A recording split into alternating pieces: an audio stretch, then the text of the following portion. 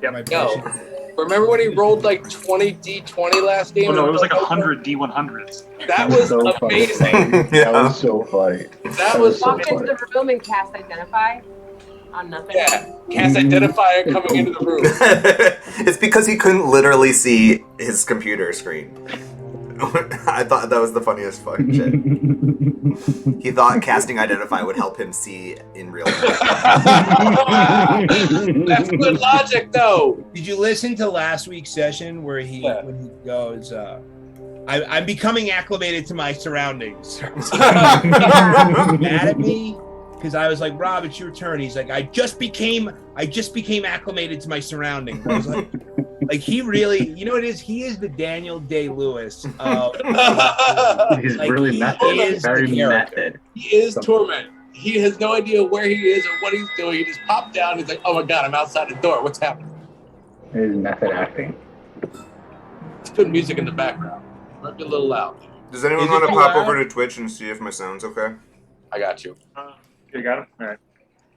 Okay, is this any better? I'm trying to, like, it's right now, sound is literally on the lowest volume. Can you still hear it? Lowest volume is good. I can hear it. Yep. Okay. So then here, just sound checking through. So this one also needs to be lowered a little bit. Oh my God, spoiler alert. We're going to get to this music later. Sounds like a jungle temple. I know.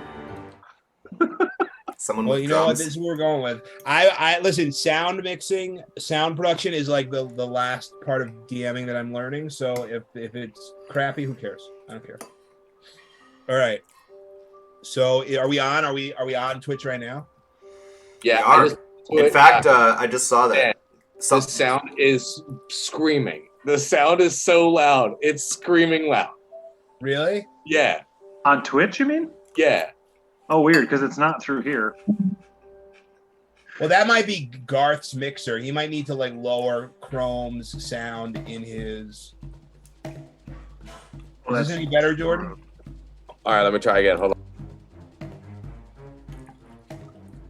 Test. Hi, Jordan.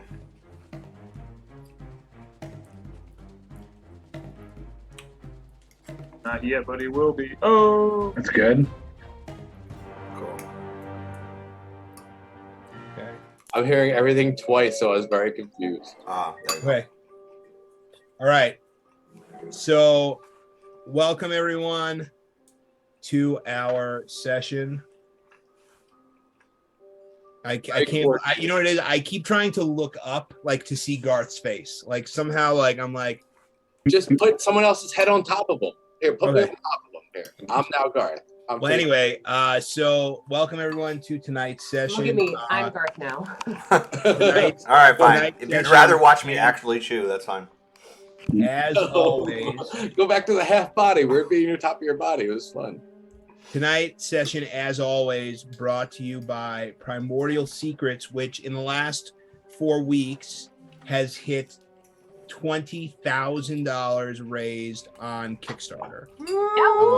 Big congratulations to Garth, Hannah, and the rest of the team. If you haven't checked it out, go over to Kickstarter, search for Primordial Secrets, and check it out.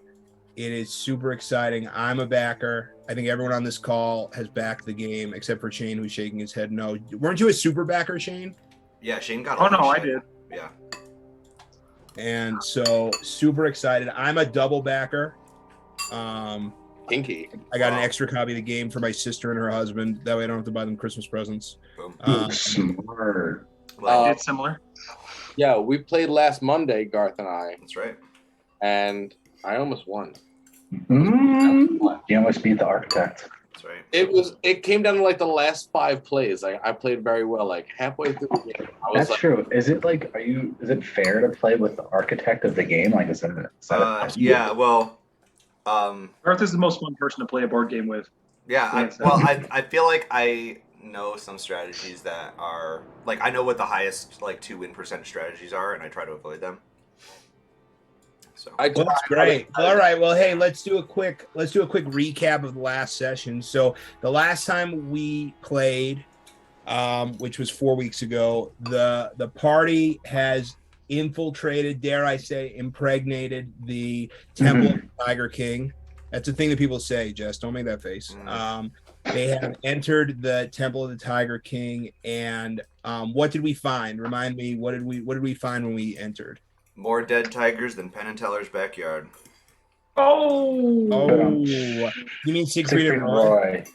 There is. Oh, really? Who's Penn and Teller? I thought they did tiger shit too. No, they're the magicians. The like actual They're card. illusionists. Yeah, the one guy doesn't talk though. It's kind of cool.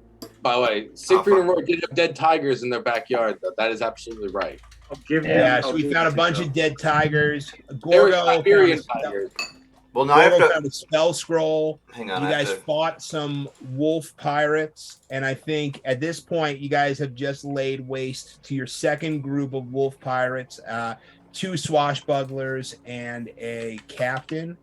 And Gorgo is in pretty rough shape at the end of that battle. If you remember, you left the sea captain at like 2 hit points, and it did like 80 That's damage. right. Yeah, he did beat me up pretty good. Okay, Siegfried and Roy. Shit. Gorgo I'll have to then- change this. Gorgo scavenged his body and came across that scroll. You did. Right. You came across a spell scroll, and what we're ruling as a home rule here is you can spend a short rest studying a spell scroll. You can make an Arcana check at disadvantage, and if you pass the check, you can hang on to that scroll as a one-time use item, and as an action, you can cast the spell that's on the scroll, Even if you're not a warlock. even if you're not a warlock. Okay. All right. Well, first thing I think we need to do is get everyone in this room and barricade the doors and rest right now. Okay. Or figure out a way to heal Gorgo back up to full capacity. This house. Well, remember, if you drink a potion as an action, which you can do during downtime, you can take the full benefit of that potion. So if you have a greater healing, I don't know how many hit points you've lost. Do we have a tiny hut spell? That's on That's Rob. Yeah, so I mean, we do have a tiny hut spell. I don't think we should. I use swear that. I had something to help us too, but I mean, I'm I have sure we're plenty of probably health. I have plenty of spells, but I we are have- pretty early on. I have And 2 we can- potions of greater healing, but I don't know how much damage it'll give me. 4 plus D4 plus 4. That's not enough. Wait, You your still- greater potions are only 44? Yeah, 44 plus 4. yeah, potions aren't that strong. That sounds about Yeah. right. Yeah. Can Okay, we short? cool. Can we short rest, Dan, or is it too early? You whatever the fuck you want. I mean, you can definitely take a short rest, but if Gorgo's the only one who's injured, Well, like Cassian is a little bit. Cassian took Yeah. a little bit of damage. But if you guys short rest and use any of your hit die, you get an extra 1d8 because you have the spell from Chef on you. So there's free healing there. Oh But you yeah. only get that if you short rest. What if Gorgo just takes a short rest and everybody just stays in the room? Oh. I mean, we can all okay. short. I mean, I Yeah, actually Yeah, might you re guys can take a short rest. That's fine. It'll give Torment the opportunity to get back the spell slot he used to cast Identify. Right. Mm-hmm. So, yeah, we'll short rest under the table and cuddle. For Cuddle, warming. cuddle. So if anybody uses a, Yeah, I'm gonna heal up with my healing. make sure you roll an extra 1d8. So 44 plus 4 plus 1 die. Okay. I have 20 health. Let's see. You guys picked a really good room on the map for your first short rest because let's see. Someone check the maps on the table on top of us. Yeah. Someone take the time to check the maps on the top of the table who's not sleeping. Well, so you don't sleep during a short rest. You just rest. So you Yeah. can read. You can talk to each other. I'm sharpening my blades. I say, the captain All right. seems to be stronger than its crew members. No, come on. How many? Also, Jordo, Rob did go through the maps on the paper on that table. There was nothing there. Okay. Cassian and Gorgo, make sure you give yourself an extra 1d8 of hit points back. Am I allowed to use 2 of these or no? You can use as many hit dice as you want, but I think the 1d8 of free Only healing once. runs per short rest. I do jumping jacks the whole time to make sure I don't lose this one temporary hit point I have from the short rest. So I got 9 hit points, and then another 9, so I got 18 back right there. Okay. Exactly what I needed. All right. So what is it? Let's see. What do you get? And then roll a d8, Jordan, and get 1d8 hit points back as well.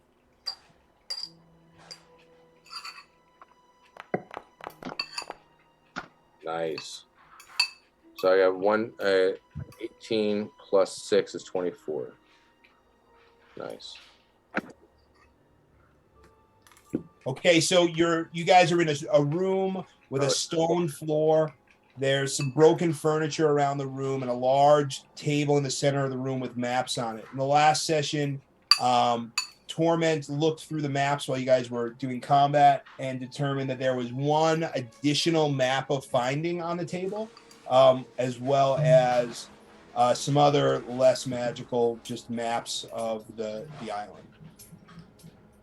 What was the thing we found on the pirate captain? That was a spell scroll that. Oh, the spell scroll. Correct. Okay. All right. Can Gorgo collect all these maps off the table? Sure. I mean, you gain. Let's see. You gain 1d6 maps. There you go. You have 6 maps. Wow. Lucky roll. Put That's that a in good your map. inventory. That's some good maps. All right, but there's a door up here, right? Yeah, to the north. Yeah. So you cast a gain. spell You on came in Gorgo, the, too. I'm sorry, Thovur. Say again. I'm sorry, I didn't mean to interrupt you. I said I'm gonna cast a spell on. I'm gonna cast a healing spell on Gorgo just to give him one little extra. All right, so we should probably. I mean, I don't think there's really anything else in this room that we haven't kind of like looked at. So I propose venturing forth in stealth until they are alerted of us, and then we can just go let Gorgo loose. But for the first part of this temple, perhaps we can sneak through a bit. I'm with it. I agree. How many of these do I get? Passed out trace. Gorgo, add 7 health to yourself. Sick. Let's go. What did you ask, Jess? I just didn't know how many of my passed out trace I had. 49.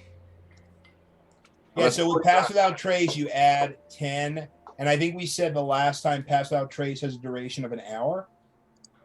But do I get a certain number per long rest? I can't find it. You probably do. There has to be some type of. Yeah, like so I don't overuse it or whatever. But Right. Usually it's after a long rest you would probably get whatever it is back. Let's see, features, oh, it's a 2nd level spell slot. Way of the Shadow. Gorgo's at 49 out of 84. Cassian the Ornery. Ornery. All right. Got it. Ornery. All right.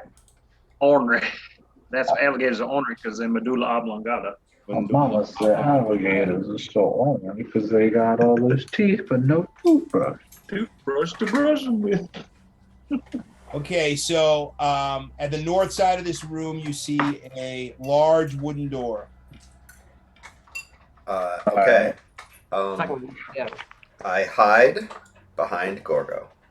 Okay, make a stealth check. With advantage.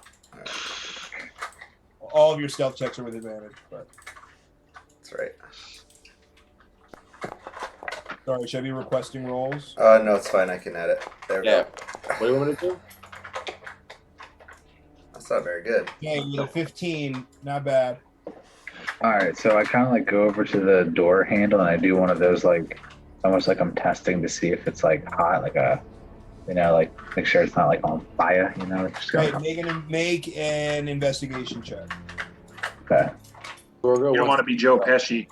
Yeah, exactly. I want to be joking. That's exactly what I don't want to have. Investigation check. No, not the best. No, I'm not very smart. Yeah. Okay, well, with an 11, you touch the door handle and it does not feel hot.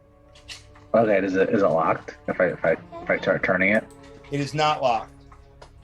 Okay, so I don't want to open it yet because I don't know what's on the other side. So I'm gonna kind of go back to the group and say, the door is unlocked. How should we proceed? Are we just gonna just jump through the door here, or? Yeah, as Gorgo opens it, I'll hide behind him. All right, so Gorgo's going in first. Is that what's happening? Garth, I love how you're just telling Gorgo what he's doing. I mean, I assume he's just at this point bursting through the door. But Yeah, Gorgo wants to be stealthy. oh, nice, he's stealthy as heck. He's very Okay, stealthy. except you have to roll at disadvantage because you're wearing heavy armor. Holy shit. Sad. Oh, that's still not bad though. He's still pretty It's not stealthy. bad. It's an 18 for stealth. All right, you're being pretty sneaky. You're I'm sneakier than I Kind am. of like cartoon character sneaky, where you're taking these big, like tiptoed steps. Jabberjaw. Jabberjaw. This is literally Jabberjaw, guys. I actually get +5 instead of +4. I just fixed it just now. So I get as 19 instead I of love that you're stealthier than I am with disadvantage. But I had advantage. I'm nimble as fuck. I'm fast on my feet. I'm a big guy.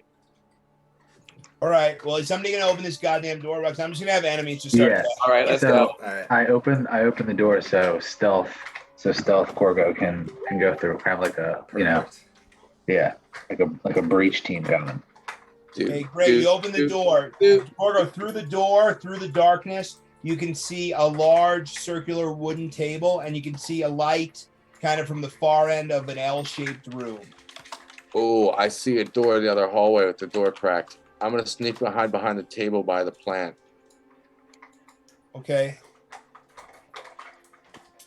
You do that.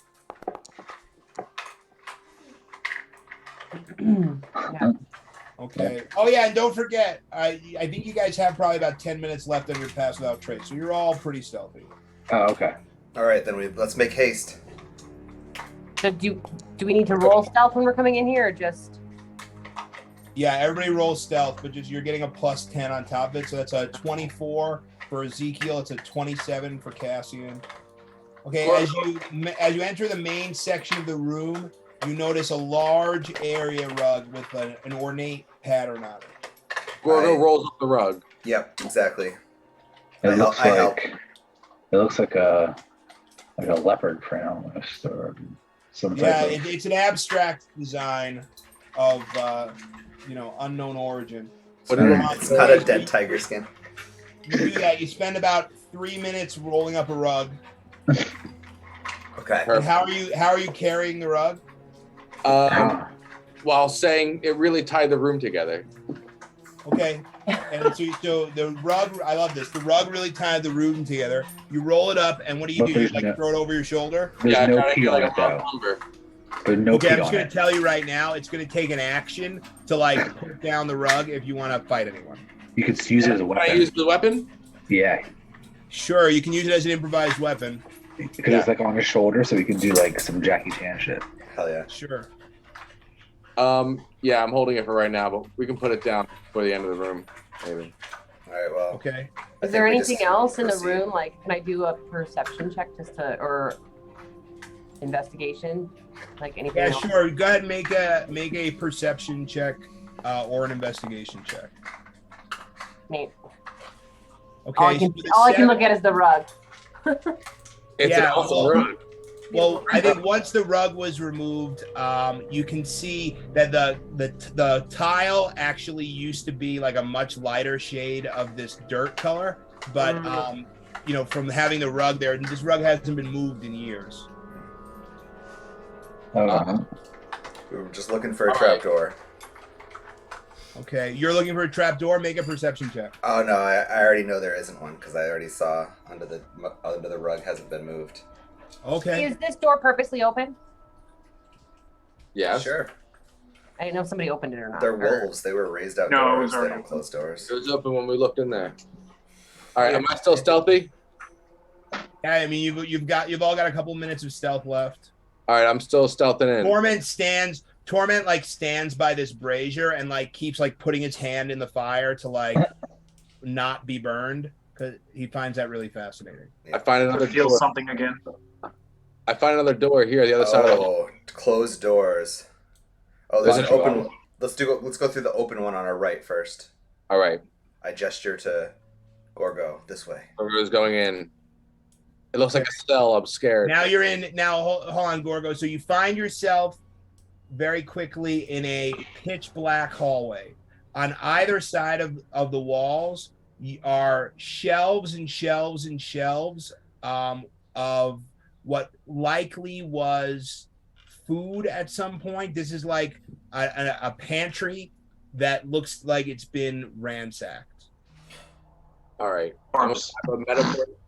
Because there's so many doors on the hallway, I have to advise that we have to do a Scooby-Doo hallway cross scene. All right. And 2, Gorgo eats this food to find out how old it is. You know what?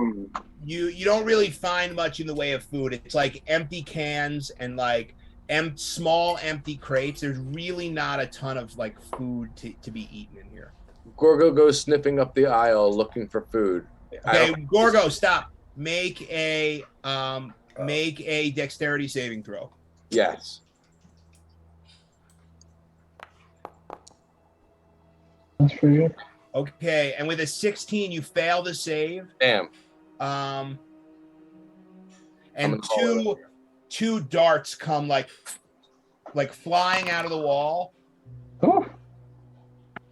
You take 3 poison damage. Oh. And make a Constitution saving throw. That should be okay here. Let's go. Okay. Nice. Okay, and you pass the save. And you look down and you can see under your feet there was like a large pressure plate in the middle of the floor, and when you stepped on it, you activated this trap. Oh damn! And I push Dismas like, why didn't you tell me, bro? I thought you saw. I'm glad I didn't go in this room. Would somebody casting a fireball in this room help? Would that set the traps off? I love how you're channeling Torment right now. All right. Did I take any damage on that? It said I took 3 damage. You took 4 poison damage. Unless, I don't know, do you have any immunities or resistance to poison? I can check. I don't think so. Certainly have great gut health. Yeah, I can do everything. No, I don't think I have a poison thing. No. 4 damage, right? I'm at 45. So how long does it take to cast a ritual spell? 1 A full hour. action? Or 1 hour? Either 1 hour or 10 minutes. It depends on. It says on the spell. Okay. Okay. I step back and push down the plate again. Okay, and when you push down the plate, nothing happens. Okay. Let's proceed. All right. Can I check to see if there's any more like on the ground? Like, oh, Sure. How are you gonna check that? I'm gonna send my little rat out to go check them all. Everyone gonna go against the wall. Okay, great. So what do? Use your mouse and just show me where the rat kind of runs. He's gonna run up and down the hallway. Okay, wait, and stop. Right there. Stop. So right there, your rat needs to make a dexterity saving throw, and I think his dex skill is +1. So go ahead and make it. Roll a d20. D20 plus 1.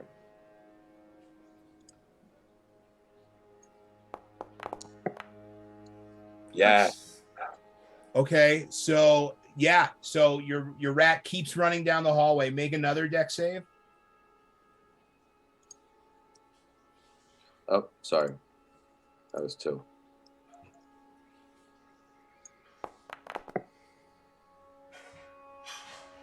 And with a 15 fails the save, and 8 darts come flying out of the wall, and your little rat takes 20 poison damage. All right, back to the ball. Okay, so this pressure plate, and now yep. So your little rat just kind of turns into this bolt of energy and goes and kind of like lands inside the creature cube, and you can like see it kind of like laying there staring up at you, like making like a sound, and then the creature cube closes, and you won't have access to your creature until tomorrow. All right, let's quit messing around here. We've got wolves to slay. Wait, don't do think there's any of these something- pressure plates raise back up? Yeah, I mean, you know, there's something cool. If all these darts keep coming out, like, you know, there's going to be something cool It's food. eventually. The tigers were guarding their food. Dan, did any of these pressure plates raise back up, or do they stay recessed? Yeah, so they're spring loaded. That's a great question, and they raise back up when they go down. Sorry. So this one also, the darts missed, but this one also got triggered by the pressure. So can we, like, now that we know where they are, kind of skirt the wall? Yeah, well, it doesn't matter. So Dismas already tested it, and if you press them a second time, nothing happens. Oh, I'm just making frantic gestures, like, come, quit fucking around, let's go. Yeah, and then Torment makes like gestures back to you, like in that like incomprehensible sign language. All right. Are we still stealthy? I believe at this point you've probably lost the benefit of pass without trace, but you're still pretty stealthy. Can we tell if an alarm was alerted when those darts went off? I don't think you'd have any way of telling that. Can Torment use favor to take his bird down that hallway to see what's in the other end? Yeah, we can. Sure. We can do anything, that bird. So we'll have Torment quickly make a perception check. The bird flies, about halfway down the hallway and then flies back to Torment. And let's make a perception check. Skill, perception. So he gets a 14, so that's a 16 perception. So with a 16 perception check, Favor comes back to Torment and he says, didn't see much down the hall. One thing of note, this hallway is exceptionally clean and quiet. Favor didn't even notice any bugs in the hallway. Interesting. Okay, keep your There's guard no up. stones or anything? do we hear it, or is that only what Rob hears? No, well, Torment told that to you. Did- Don't Torment forget that the told bird you what the didn't touch bird the told you. ground. Are there any stones on the ground, rocks, or anything? Yeah, I mean, like pebbles. I'm sure you can find a pebble. Sure. Can I go search for some pebbles? Yeah, go ahead and make an investigation check. All right. Where is it? Anyone have spider climb? Doesn't Torment have spider climb? I have So- one. So with an investigation check, Gorgo, you're actually down on your hands and knees, and it seriously feels like someone has scrubbed this hallway with like a mop and broom. Like there is nothing. There's like barely sand on the ground, which is a big difference from the room you were in previously. Can I just be a good enough scout that I meta know what this is or not? I mean, maybe. I don't know. Okay, I feel like I could meta maybe know what this is. I say keep your eye out. I'll stand up, and before Favor even says that it's clean, I'll say, these rocks are clean as a baby's bottom. Nope, that's the wrong. You don't have kids. That's the you wrong. don't have kids. Okay, that's the wrong phrase. Sorry, I haven't seen much Gorgo is babies. worried and signals to run. I say, keep your eyes out for gelatinous cubes of any sort. They could be roaming these parts. Check the ceiling. Oh. All right, I'm not in this hall. I say we should probably maybe not mess around in this hall. And there's 3 other doors out here. Gorgo starts moving it. Let's run. Me and my squad have faced many gelatinous cubes. They are no threat, as long Okay. as you are ready for them. Gorgo, make a perception check. Oh, Jesus. Wait, where'd everyone go? Oh, no. Oh, shit. With a natural 2, that's a 1 in perception. Go ahead, Gorgo. Just keep running, and I'll tell you when to stop. Oh, fantastic. I want to go here. And stop. And so Gorgo runs smack dab into the middle. So Gorgo is running, and all of a sudden he's sort of like suspended in midair. And Gorgo, you find it really fascinating that also suspended in midair next to you is like a broken wooden shield, maybe like a pirate's eye patch, and like some like broken swords, and you're like moving in this sort of like slow motion, like swimming in air. Everybody roll for initiative. Can I eat him? You could try. Do you have a straw? And also, and by the way, you've been doing this whole bit with a rug on your shoulder. The carpet now kind of like floats up your shoulder. So it's also sort of like in the jello with you. Dismas, while you're rolling initiative, you notice very quickly that you and your squad have in fact encountered gelatinous cubes in your lifetime. This is an particularly large gelatinous cube. Okay. Dan, the map says we're not in combat. Yeah, it won't let me do. Oh, it's in now. It just unlocked for me, yeah. Everyone's dice for me is Private though, yeah. everyone's question. Okay, well, we can shout out. So who's got an initiative over 20? I do. Okay, 15 to 20. So Torment's at 18. Thovur's at 16. Cassian's at 10. Gorgo's at 9. And Dismas is at 7. I was going to act fast, but then I'm like, Gorgo, what are you doing? I told you to watch out for gelatinous cubes. So Ezekiel, you're first to act. Cleanliness worries me. The cleanliness for me. Okay. So, I mean, not really much I can do with this gelatinous cube because most of my spells require some type of high level functioning of a brain. So I'd say to my compatriots, I said, look out, there is a gelatinous cube that Gorgo is stuck in. Because the gym, I don't want to waste any of my spells on something I don't think it's going to do anything. There's no metal. I don't think heating. I mean, like. You can vicious mock it. I mean, I don't think it's going to even do anything because it's a cube. There's no brain. It's not like it. Use that. Say that to it. I don't think it's going to do it. You worthless piece of slime. Yes. It sounds just like Jackie. But yeah, no. So I am going to. Does the cube take up the whole entire? Yeah, it takes up the pretty much the whole width of the hallway.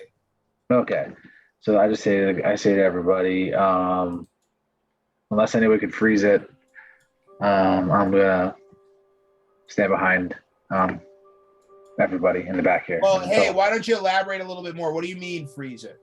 Yeah, that's what Torment says. Torment looks back and says, "What do you mean freeze it?"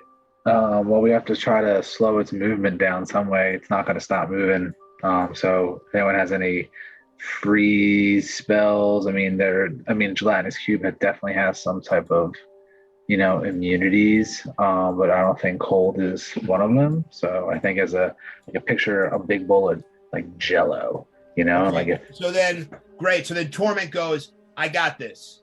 And he turns around and you see him kind of make like a conjure like this like long icicle looking like shard in his hand, and he then like a throwing knife throws it toward the gelatinous cube, and it actually it's a critical fail. No. Nat 1. No. Yes, it's a nat 1. Hits me. It does not. So it comes through. It actually goes right through the rug, and does not hit you, Gorgo. Thank goodness. But then, Gorgo, you and the cube both have to make a dexterity saving throw. Fantastic. The cube's supposed to make a dexterity saving throw. Yeah, so the cube fails the dexterity saving throw. Because I'm like stuck in goo, do I have to like roll? Oh, right, you're restrained. So you automatically fail the save. So you and the cube both take 4 cold damage as the shards of ice kind of explode off of the knife. Thanks a lot. I say to Cassian, your fists, although they are mostly like stone and a liquidy, not firm substance, Gorgo out. will not Well, I'm not. I have no strength here. I cannot pull you out. I can't do shit. I'm gonna say just You have a don't move. I say don't wiggle. You're gonna make it worse, like quicksand to Gorgo. And that's my turn. That's it. No. Okay, great. Next up in combat is Thovur. Cassian, you're on deck. But first, the cube acts. So the cube is going to lumber forward. Cube is going to lumber forward. Gorgo, you're coming with it. It gets to about here.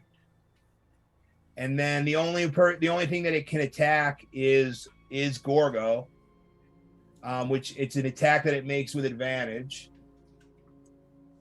Yeah, so Gorgo, does a 22 hit you? Yeah, of course a 22 hits me. All right, so take another 7 acid damage. Fantastic. I got you, fam. Oh, no. I got you. You got some free movement there. All right, next up is Thovur. Cassian, you're on deck. Okay. I am going to move my maximum move. And I will, let's see if a little Sacred Flame has any extra effect on it. Nice. Oh, no. Okay. Gorgo, you're just going to be a gelatinous Gorgo. Oh, no. He's in it. That's fine. Someone come get me. No, so you're pretty good. Oh, yeah, so that dex, so I have to make a DC 16 dex save. 16 Rolls dex a save, 1. yeah. Fantastic. Rolls a 1, so the cube takes 10. The cube takes 10. Do I have to do a DC or no? 10 radiant damage. No, you don't. The cube actually protects you. You see the radiant, you look over your head and the whole cube kind of like lights up yellow for a second and then it kind of fades. Any bonus actions, Thovur? Not this time. Okay, Cassian, you're up. Okay, so I have Shadow Step as a bonus action. That's 60 feet. Can I also move and then do a Shadow Step so I get even more space? Yes. Okay, cool. Okay, so whoopsie daisies. Sorry. Okay. All right, so I'm gonna move 30 there, and then I'll Shadow Step to the cube.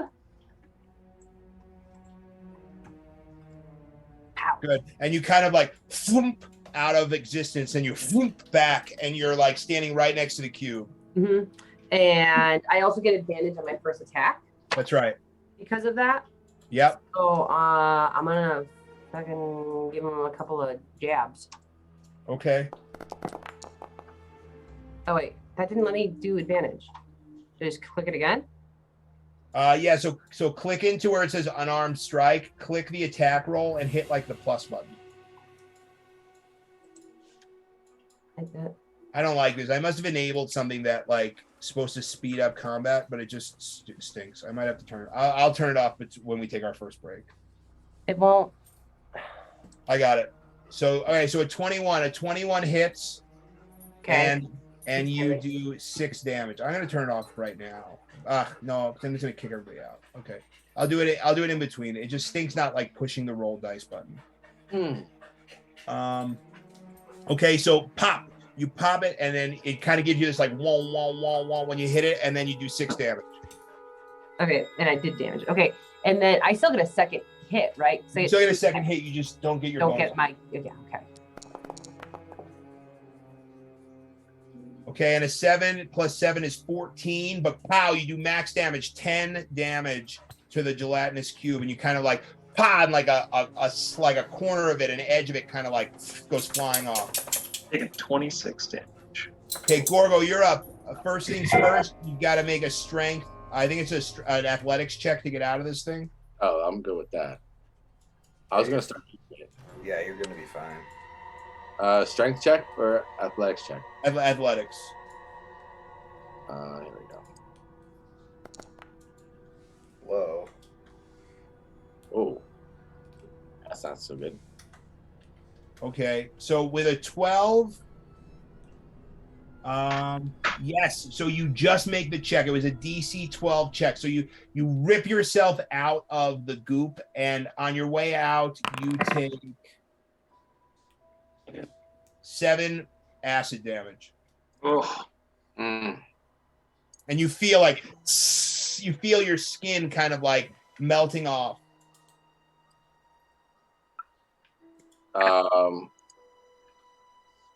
Gorgo. So here you can get free movement to like out of the cube's space now. I'm out. And Gorgo's going to come to the side here a little bit so he doesn't hit Cassian with this swing. Because it's going to go But how are you swinging? You use your action to get out of the cube, I think. Oh, I did? Let me double check. I have 2 attacks. Yeah, but you like one action. All right. If that's the case, then I would like to get away further or stand behind Dismas. Okay. You do that. Okay, next up is Dismas. And Gorgo would be like legitimately trying to hide behind Dismas though, like one of those like cartoon, you know what I'm saying? Like a hurt dog. Yeah, like an ostrich almost. Yeah, like that. Like a hard dog. Yeah. More. I approach with Cassian and use teamwork to while Cassian is busy punching this cube, I'll draw my sword, slice it up my wrist as I draw it, and then unleash fury upon this gelatinous cube. This is in the way. Okay. That is actually a 26 to hit. 26 hits. Okay, and it is 14 piercing damage with an additional 4 lightning damage. The cube takes 18 damage. Okay, and then the sword and swings. You can see it starting to like lose its like cubic shape a little bit. The sword swings back again. That is a 20 to hit. 20 hits. Oh, wait. Actually, hang on. Why is it giving me plus 10? Sorry, I was adding...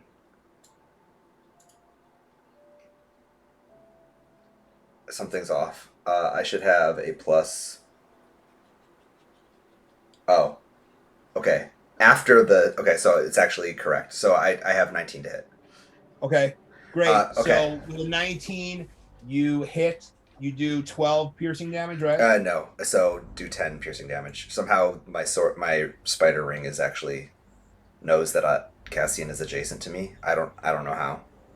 You got a plastic spider ring? Okay. So great. So you do 11 piercing damage, and then any. And then yep, exactly. 2 more lightning damage. And then I will, I have unfortunately used my bonus action, but I would like to back up again. So I've moved 10 feet, I'm moving back 10 more feet, and then another 10 feet. Okay, great. So that's easy. The gelatinous cube makes an attack of opportunity against you. Okay. Does a 14 hit you? No. Wow. And as you see this big, huge, like pseudopod goes like, and like you kind of like slow motion, like move out of the way as it goes past you, and it like hits the wall and starts to like disintegrate the bricks. It was like a max damage hit. It would have hit you for 15 damage. Oh shit! I tell Cassian, don't get close to this thing. Don't stay close to this thing. Okay. Well, with that, we're back up to Ezekiel. I say. Okay, so I still stay. I move up just like a little bit, but not like terribly, but just enough to kind of like not, so I can be able to at least see them when I shoot a sick crossbow at the top of this cube. Take one of those. Okay, so with a natural 1, why don't you go ahead and roll? You are shooting from the back of the group. What do you want me to roll? Roll a d20. Okay. Wonderful. Uh-oh. Here we go, guys. Another shot at Gorgo. Everyone's at Gorgo today. It's going to be fun. We'll see what happens. Don't worry. Maybe he'll just hit Rob. Come on, get another one. Put one in my ear. No, with a 10. Good, you pass. So you fire a crossbow bolt to kind of like ping, ping, ping all over the room. Definitely doesn't hit the 25-foot tall, 25-foot wide Jello cube, but it also doesn't hit any other people. So that's really good. All right, great. Okay, cool. All right. Anything else on your turn? I say the devil must have guided that bolt, and I just start trying to reload a new one. And then Torment looks back at you and he says, "The devil's going to guide this bolt." Oh, shit. Kind of hawks like a nice fat like loogie of fire out of his mouth. Boom, 18 hits, 13 damage. The fire careens off of the gelatinous cube right past Cassian's head, and then you can see this thing now is like a pathetic little pile, but it's still got some life to it. Thovur, you're up. All right. I will just cast Sacred Flame again because it doesn't seem like it can move very fast. Ooh. Whoa, 19 damage. You better save that. Hey. So yeah, I mean, I'll roll the check because that's my job. But you're right. It's definitely pretty bad. And yeah, so he gets a 4 on a DC 16 Dexterity saving throw. So your golden light kind of comes down, hits it like a bolt of lightning.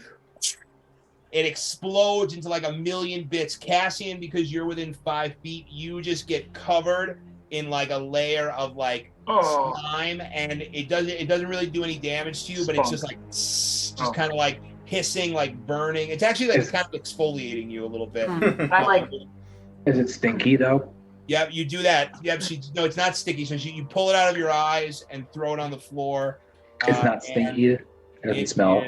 Dead. Great job. it smells. It smells for sure.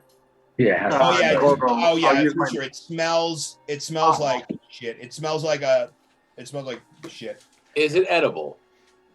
You can try to eat it. I would like to. Okay. Yes, my favorite part. This is my favorite part of the show. Before Cassian's, looting combing even it out of happens. his hair. Yeah. Oh Nice. no! Oh man, with a natural 1 on the Constitution saving throw. Oh, this has to be good. You put like a big scoopful into your mouth, and then as soon as it hits your tongue, like the acid just starts like. You could hear it so loud in your head, like the hissing, the smell of like the acid burning your tongue, like fills your nasal cavities from the back, and you take 3 acid damage. Fantastic. Does he have a scar? And now he can never taste like a certain flavor. No, I think he just really just jacked it up. So, but hey, we made it through some combat. That's good. We loosed some traps. Torment pipes up from the back and he says, "This can't be the right way." Gorgo puts that shit back at him. I say, well, I mean, we came this far. Let's at least see what's down this like hallway. So then he kind of no. So then Torment says, "No, you idiot! If this cube took up the whole hallway, then obviously wolves didn't go through this hallway." But wouldn't that mean something cool could be down this hallway? Yeah, or you know what it could also be? It could also be a U-shaped hallway that takes us right back to where we started. How do you know that? I guess if you're right, you're right. Okay. I'm Let's gonna leave. peek around the corner. Yeah. I'm gonna cast Healing Word on Gorgo because. Okay, great. So you peek around the corner, Dismas, equally clean to what you had seen previously, and you don't see anything else. Okay, Jordan, I say 6 hit points. Torment. I will counter you by saying, if we continue seeing clean hallway, we know no wolves have been this way, nor will they come this way, and it's safe for us to traverse. Perhaps we can get closer to the stairs up via this gelatinous cube's hideout. He says, "Fine, you're not gonna fucking listen to me anyway." Yeah, that's you go first this time. What? Well, I'm You're the natural hunter. You're the scout. I'm coming with you though. All right, yeah, I scout. I do this. Used to do this for a living. I don't know if I've told you that. I'm holding Thover's Okay, hand. good. Dismas, make a perception check. Guys, it does seem like it's a U-shaped hallway going back in this direction we came from. Dismas, make a perception check. Right now. Yes. Pardon. Oh, sorry. I'll request it. No, I got it. Here we go. Ooh. Fucking hell. Aw. With a 10, this hallway seems as good an idea as any other. Yeah. Oh, I already knew that. Send the Okay, bird. stop. So go ahead. So you take another step forward, and then you are now sucked into this giant Oh, cube of gelatin. that's bad. Not much more perceptive than Gorgo, unfortunately. And you, same thing, you kind of see like all this broken armor and like a candelabra and like a bunch of random shit inside of this gelatinous cube, and you're fucking furious. Like, you are so angry. But everybody can roll for initiative again for the second gelatinous cube. It's so annoying being the worst scout in the world when it's I like say, what I'm guys, supposed to do. I tried to tell you that you shouldn't have went this way. You idiot! You didn't tell him anything. I'm the one who said it. I don't remember that at all. That's what Torment says. I don't remember that at all, Torment. Okay. And then he said, okay, so initiative, we got Torment at 25, Gorgo at 23, Cassian at 12, Dismas at 10, Thovur at 7, and Ezekiel at 5. So we will begin combat.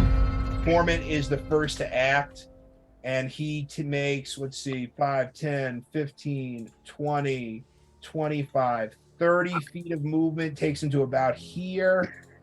And he can just barely see the corner of this gelatinous cube. And he winds up a nice big fire loogie once again. And he says, I'll bail you out of this one too, you fucks. And then spits a big loogie of fire, 23 to hit, 23 hits, does 11 damage to the cube. And you see, Dismas, from your point of view, like looking inside the cube, it's almost like the spit of fire was coming like directly toward your face, and then like a bug hitting a windshield, then kind of like singeing off the outside of this cube for 11 damage. Oh, sorry. Also, Dismas, you need to take 3d6. So you go ahead and take 13 acid damage for being sucked into the cube. It's not. It doesn't have to be poison damage, does it? No, it's acid damage. Damn it. All right, 13. Okay. Okay, next up is Gorgo. Cassian, you're on deck. All right, Gorgo sneaks up real quick. And Gorgo, since you were just inside one of these things, you're going to get advantage on your first roll because you now know this thing's tactics of valor, Of being a cube. disintegrate. All right, Gorgo's gonna hit it with the power smash down, Great. going through it. Great. Okay. So go ahead, turn that 11 into potential crit. All right, let me. Hit the plus. Sorry, I have to get back to that. All right. What you doing? Ooh. Oh, okay. So that's a 26 to hit. 26 hits. You you come right down on top of it with your mace, and you do 13 damage. And your mace just kind of almost like rips through like a portion of it, and like coming like inches away from Dismas's head. I want to swing again, but on the opposite side of where Dismas is. Okay, great. Do that. Do I get another advantage roll? This is not with advantage. But let's see. You get a 16 hits plus 13. You do 13 more damage with your second hit. Do you have anything you want to do with your bonus action? I want to stand backwards. I'm going to jump back. Okay, great. Next up is Cassian. Dismas, you're on deck. Okay. Hey, hold on. Did it pass me? No, so you have an initiative of 7, so you're after Dismas. Oh, I see. I'm not understanding how this. I see, because it's not showing what everyone has. It's throwing us in order as we're going. Forget it. Yeah, I did that to me last time too. Okay, so I'm just gonna go give it a good one too. You know. Yeah. 5, Oh. Woo. Ooh, natural 20. So you do nine damage, and with that crit, you punch right into the cube, and you make eye contact with Dismas, and like your hand is right next to his, and if you want, you can try to pull him out of the cube as a free action. Oh, I like it. Yeah. Nice. What do you want me to roll? So Nice. make an athletics check. Can I help? Nope. Hey. Oh. With a 19 athletics check, that's an 18 total. You grab Dismas by like the scruff of the shirt and you just rip him out of the cube. And now you're poised to make your next attack. That's And badass. Dismas, you go flying out of the cube, like to like a foot or two behind Cassian. I say we retreat. Let's just go this other way. Let's kill this thing. All right. Yeah, with another 19, 26 to hit, 7 more damage. Pop, pop. Nice. And then I haven't used a bonus, right? No, you have not used a bonus action. So I can. Don't I have? I'll use one. No, I thought I had disengaged. You do. It should be called Step of the Wind. It should let you disengage or dash as a bonus action. Oh yeah. Okay. Yeah, I'm gonna do that. So great. You earn a key point. And what does it look like when you disengage using Step of the Wind? Just like when I did the shadow step and I blinked in, I blink out.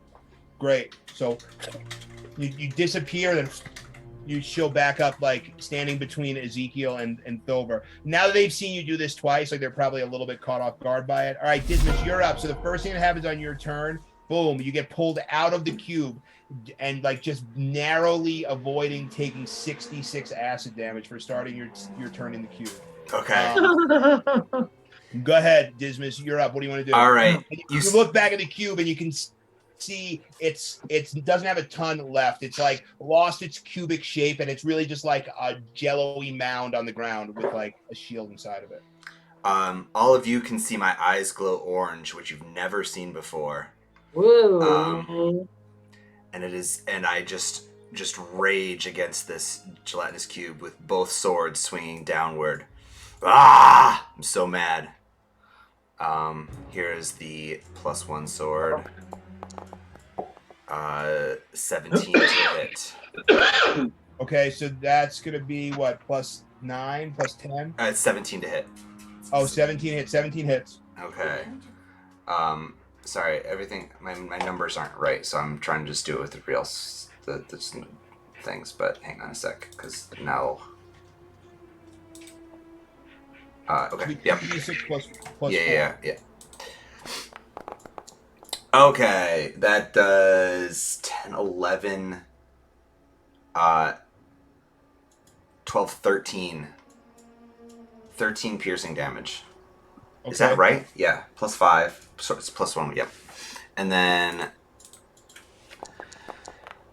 3 lightning damage. And then my other sword strikes down as well. Crit that one. Critical hit. Nice. Nat 20. Okay, this one. Now this is where my eyes really flare up.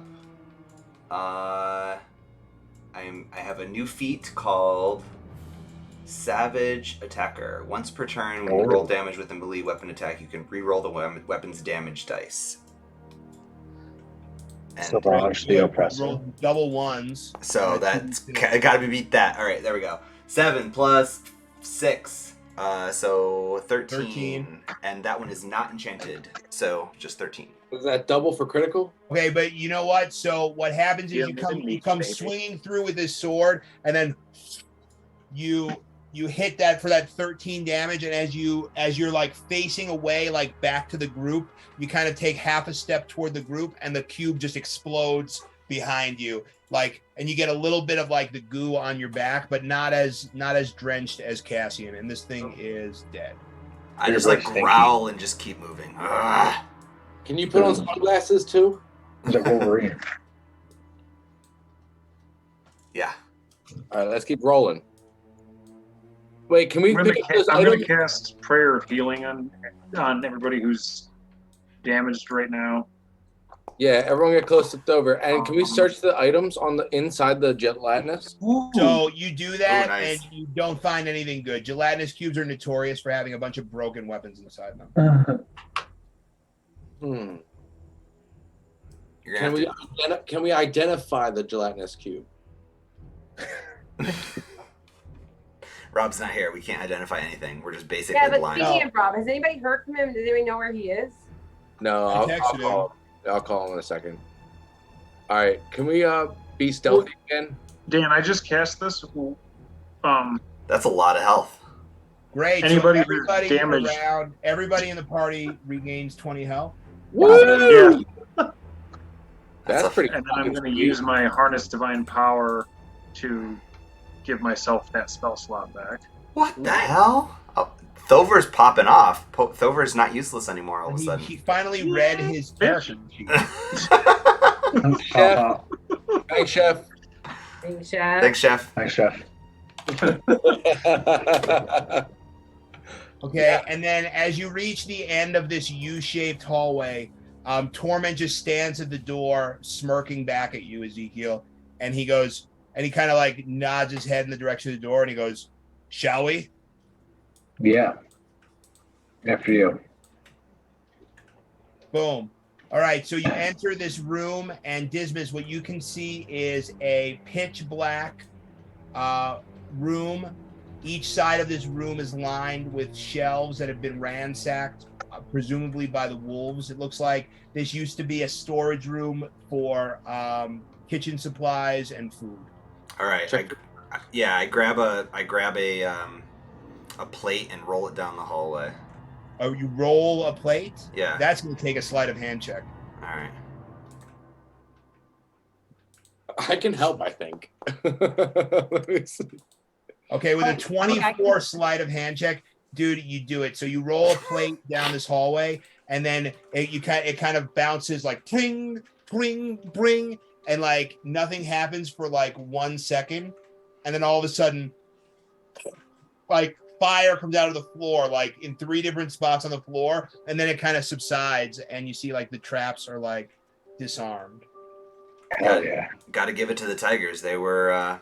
I respect how they switched up the traps a little bit. They're protecting something. Yeah. Good roll on that plate. Gorgo taps Dismas on the back, and he keeps following him down the way he's going. They're hiding something. I can feel it. Do we still have stealth?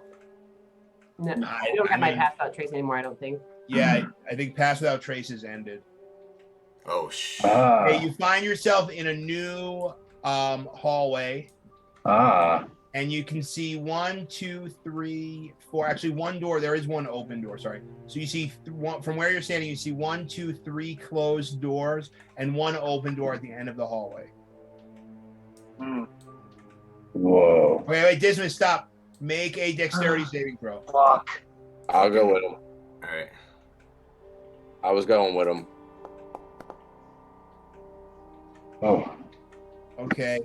And with a 20 dex save, you narrowly roll out of the way as like a big pile of rocks falls out of the ceiling and like lands exactly where you just stepped.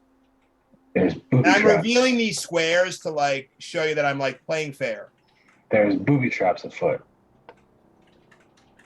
And then, but however, when that happens, these 2 doors go flinging open, and everybody roll for initiative, and we will take a break. But first, roll for initiative. Hold on. I'll say it one more time. Garth, There we go. Let us roll for initiative. Garth, line up a video for Primordial Secrets when we go on break. Oh yeah. Okay. I'll play the longest one. We'll have 10 minutes. Perfect. What did I roll? Oh, that's a lot of dice he rolled. No, Yeah, that's wow. like something's broken. Huh? I swear to you, there's not that many people in comp. I don't know what's happening. I'm pretty worried right now. No, there's not that many people. But all right, I was going to say take a that's break. like 30 people. It's not 30. I swear. I will tell you just so that you don't all like quit the game while you're in the bathroom. There's 5 enemy combatants. Everyone, while you're on this break here, go fund our Kickstarter for Primordial Secrets. That's right.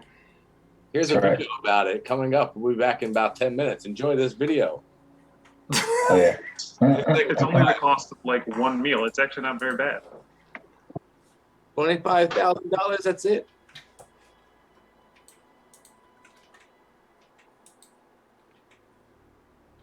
For taking an interest in Primordial Secrets. I'm Garth, the gameplay designer of Primordial Secrets, and this is my unbiased review of the interactive cosmic deck building game, Primordial Secrets. This is a game about unfathomable, godlike beings and their scheming, spying, and soul-devouring, existence-melting, reality unwinding. It's a deck building game with a huge emphasis on player interaction, a dose of hidden information and secret placement, and very little downtime thanks to the simultaneous play. This is a game with huge haymakers, massive game-swinging turns, exciting reveals, and ridiculous combos completely dismantled by one well-placed pawn. Primordial Secrets is foremost a deck builder, and fans of the genre should instantly recognize a lot of the core mechanics. Players each start with a very basic deck of these white-framed pawn cards, and over time you'll be adding new, more powerful cards to your discard pile. And yes, every time you exhaust your deck, you'll be shuffling up that discard pile, stacked with all those exciting new recruits, and that becomes your new deck. But when I set out to design Primordial Secrets, my goal was to create the most interactive deck builder I could. So not only are you building your own combos and engines, but every round you're matching wits with your fellow players, hopefully anticipating their strategies and trying to disrupt their big, risky plays. How do you do that? Well, each round begins with all players drawing 6 cards from their personal decks and secretly choosing 3 of those cards to send out to visit another player, and 3 to keep home to host any potential visitors to your realm. Everyone also secretly decides at this point which other player they want to visit this round. Then, in the second half of the round, everything is revealed and the visits play out in turn order. A lot can happen during these otherworldly visits, but it boils down to a stat check between the visitor's total insight and the host's total deceit to see if any secrets are uncovered or pawns sacrificed. Followed by a buying phase of sorts where the visiting player has a chance to add cards from the central court to their deck. And I should mention that there's 2 ways to win. Either deceive your way to 6 sacrifices, or use your insight to steal 6 secrets. You can get a hint at the aforementioned outwitting as early as the first turn of the game. For example, a pretty common starting hand would look like this. This blue number is insight, basically visiting power, so you can see that messengers make better visitors than musicians. But not so fast. This number up here is devotion, and devotion is what you spend to recruit new cards for your deck. And to use a card's devotion, that card needs to visit another player and survive. So musicians can help you get a stronger new recruit than messengers can, but if your visitor's total insight is less than your opponent's host's total deceit, you will have to lose one of your visitors to their sacrifice pile. And remember, all it takes is 6 sacrifices to win the game. So what do? Do you risk sending a musician or 2? Or play it safe? It probably depends on what cards are available to recruit this round. Speaking of which, there are always 8 pawns available to recruit, and their cost is here in the upper left. There are also always 7 royals available.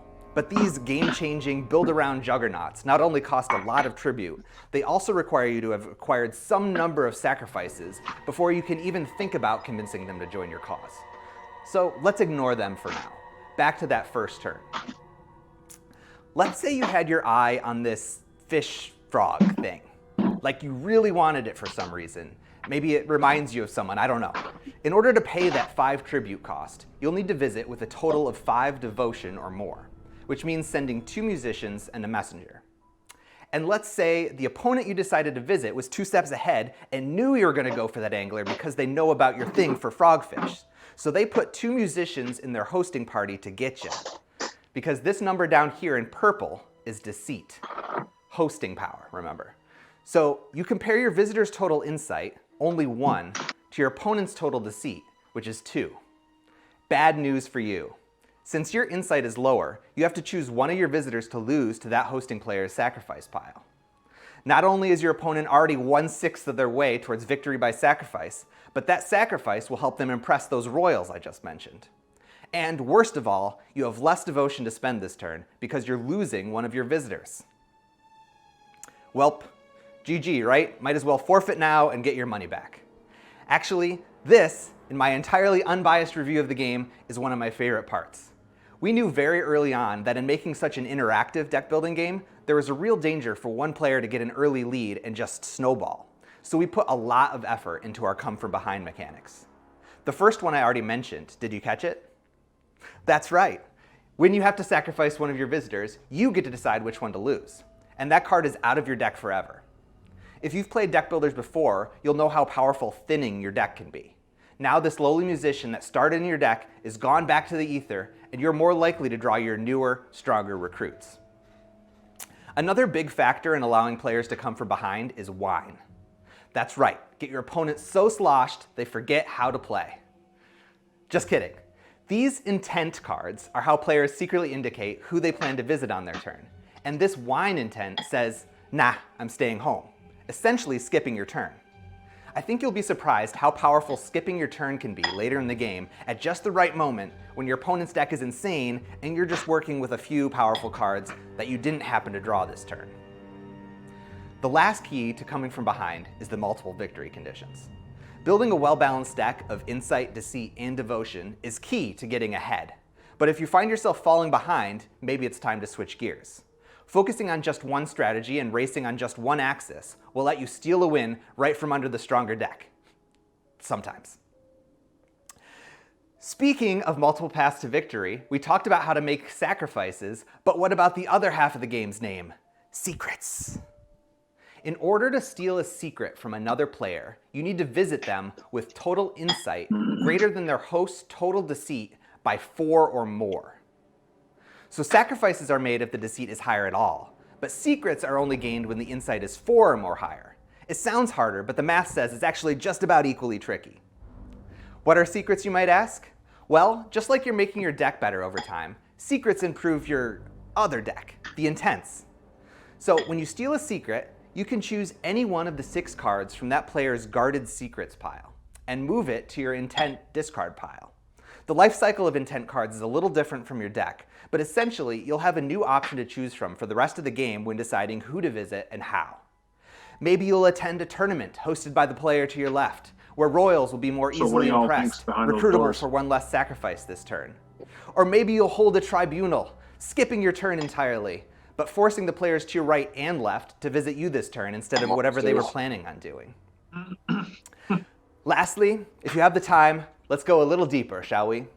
There's one more place where players have an opportunity to make some interesting choices character, but I during feel like the my, visit itself. High roll. So we talked about what round 1 might look like, but how about we fast forward to round 13? Everyone's deck is stacked, and everyone is only a couple secrets or sacrifices away from victory. After some tense silence, or maybe some rude cajoling and bluffing, everyone has secretly and simultaneously made their decisions about their primordial placements and intents. And your visiting party looks like this. There's a half dozen or so terms you'll find on some cards' effects that you can find details on the glossary card included with the game. But 2 of those terms that will come into play in our example here are Captivate and Silence. Captivate and Silence are sort of 2 sides of the same coin. Captivate sets a primordial's insight and deceit to 0, while Silence shuts down the other half of the card, its devotion and its effect. So both your visiting bard and this... Oh no, this jerk recruited that angler you wanted, so rude. Anyway, both your visiting bard and this hosting shade can silence. But lucky for you, visitors' effects always trigger before the similarly timed host effects. The shade would be able to silence your spy before it can activate its powerful effect, since the spy's effect triggers after visiting instead of when visiting. But you could decide to first silence the shade with your bard, so its effect will never happen, thus preserving your spy's ability to steal a secret. But if you do that, you'll only have 6 That's insight sad. versus your opponent's 8 deceit, I can give you which more means they would force you to sacrifice armor. one of your visitors. If you're afraid of can your give you opponent getting a temporary hit victory by points. sacrifice, maybe you'd choose to use your bard differently. I Captivating can't taunt boost instead, the damage you which would do. bring their I deceit can down to 0. increase At that the point, your creature's opponent would get to damage silence your taken, so I spy, have to see the so you wouldn't creature get to steal that first. secret, but you also won't have to sacrifice a visitor, as your 6 Alright, insight would beat your opponent's now 4 deceit. And with I'm that, just saying. I rate the Pretty game low on the- I 42 rolled a Unborn 15 Universes. for my I guess. initiative. So thank you for hearing me out. Thank you so much for So I'm checking out my probably gonna game. take a hit or two, And good so I'm luck. up front here Have with fun. business. Yeah, I'm 19. And we have these 2 doors open, so they're going to come from both rooms on both sides. Right. I'm curious to see what they are. Another night of violence. You're the only one that can help. If Cassian takes the one side, me and Dismas can take the other side, and you stay with us. The other 2 spitters. I mean, I'm just going to stand in the middle and go because all of my stuff's ranged. Yeah, we have to draw these guys out of the rooms. Right.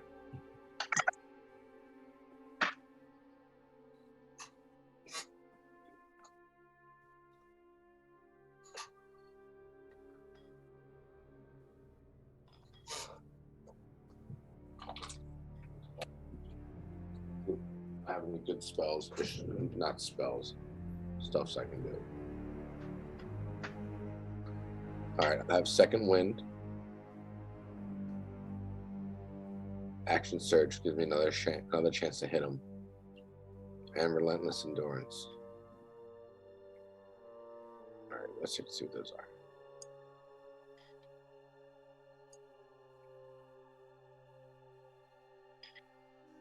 I can use a bonus action to gain 1d10 plus HP, 1 plus 8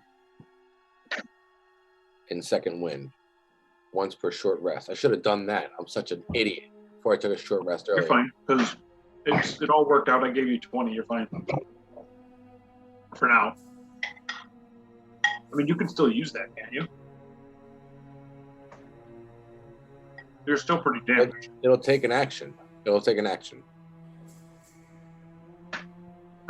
My reactions are opportunity attack, and I can use my shield. And then I can also do an action surge where I take a third swing. Right. I have my lucky, and then my relentless endurance. That when I'm knocked to 0, I can use my relentless endurance and go to 1 instead.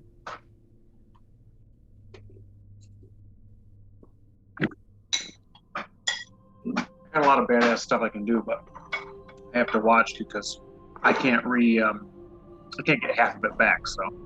I will try not to Okay. say anything bad Back. while you're dealing with your friends.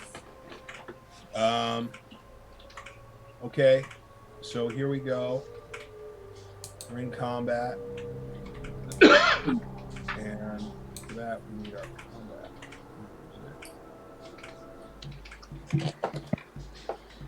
Oh, combat music. Okay. So we've got Dismas at 22, Thovur at 19, Ezekiel, Gorgo, Cassian, our Roper, Rob. And Rob has a. Oh shit! Sorry, I'm gonna kick everybody out for 1 second. I'm gonna disable this shit.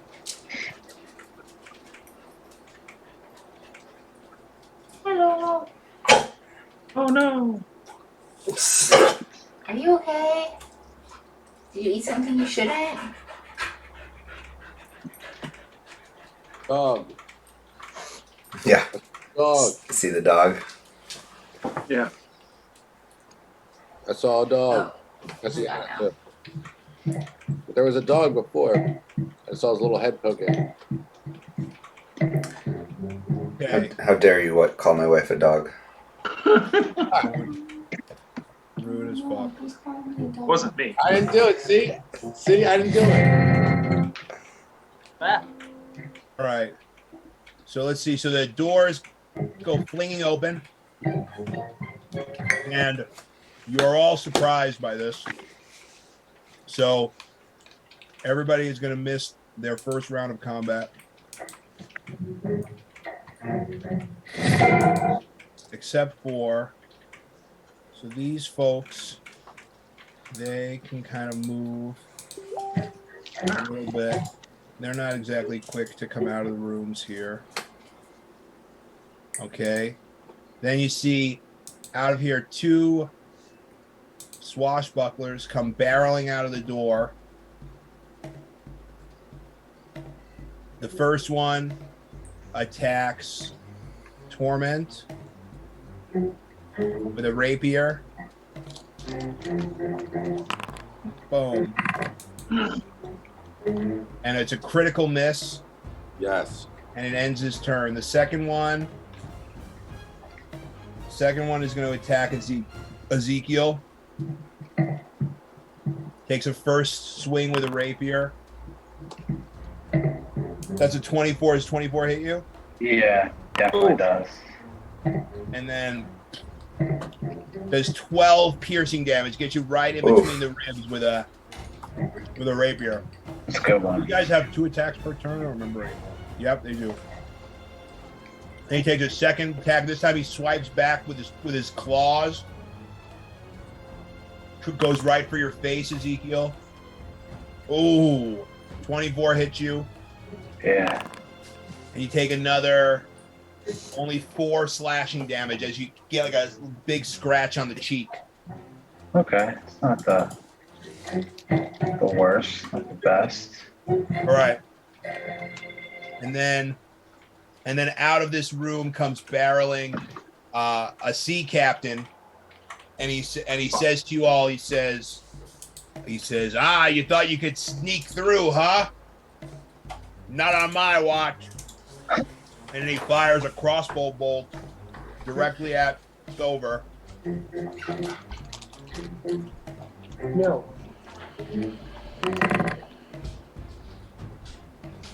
Ooh, 11. Does an 11 hit you? No. Okay. And then he says, come on, you scurvy dogs, get him. And then the one that missed against Torment, he takes another attack with his rapier against Torment. And that's a 22 to hit. And he gets Torment through the ribs with for 8 damage. All right. And now Torment's up.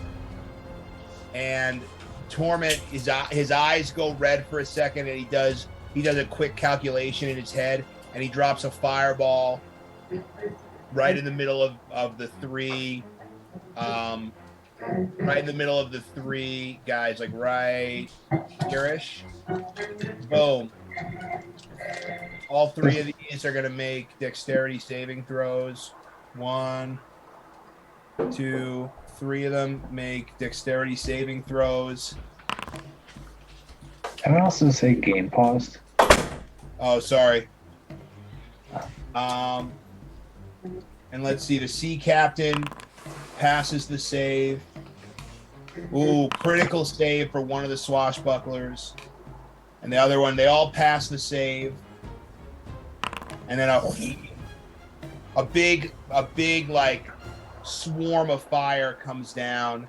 Wow, 35 damage on a failed save. So this guy takes 0. This guy takes 17 damage. And the sea captain takes 17 damage. Okay, next up is Dismas. All right. And Dismas, you notice through the open door behind you, you see a wolf folk. You see a Mykokin through the door that doesn't look like any of the pirates you've encountered so far. Okay. You ask me questions if you want, but I'm just telling you.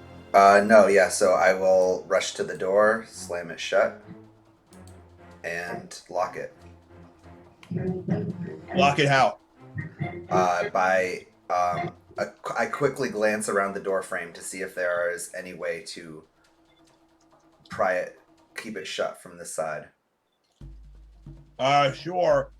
Let's see. Make a sleight of hand check. I help? No, it's on your turn. Make a sleight of hand check. Great. So with a 19, yes, you find some kind of like in the rubble. You find some kind of stone, and you very quick on your feet. You know, you sort of like maybe you hit the door handle once and kind of jam the stone in to sort of like make the door hard to open. And right as you do that, you hear on the other side like the like of somebody trying to like open a door. Hey, the handle. Oh, man. Okay, do you want to do anything with your bonus action? Yeah, with my bonus action, I just cut myself some more. You know me. Okay. Thovur, you're up. Oh. Okay.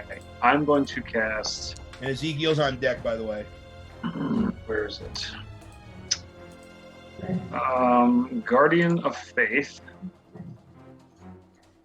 And I'm going to put it.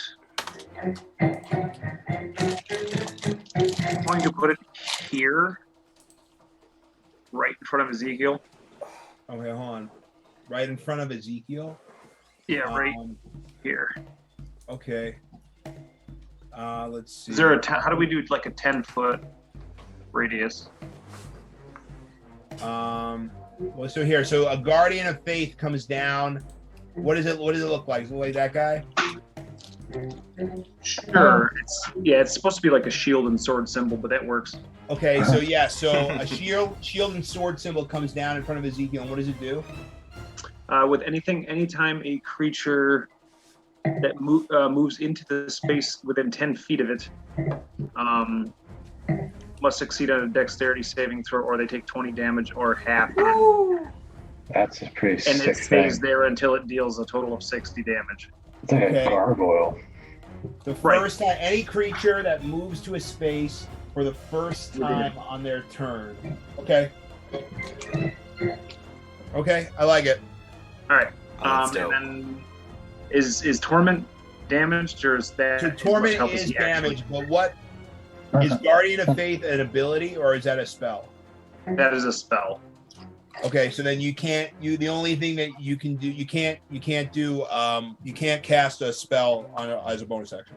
No, but you can. I could. My one spell I can cast as a bonus action. No, I understand. So so you can cast a spell as a bonus action if your action was a non-spell non-spell. thing or a cantrip. Gotcha. But you can Sacred Flame Healing Word, but you can't cast spells. But you can use Right. if you use a class feature. So if you did like Eyes of the Grave, then you could use a spell as your. Right. Okay. Cool. All right. That's it. Okay, great. Ezekiel, you're up. Okay, so the I guess the swashbuckler that is in front of me, I'm just gonna hit it with just a slot for that first level. Yeah.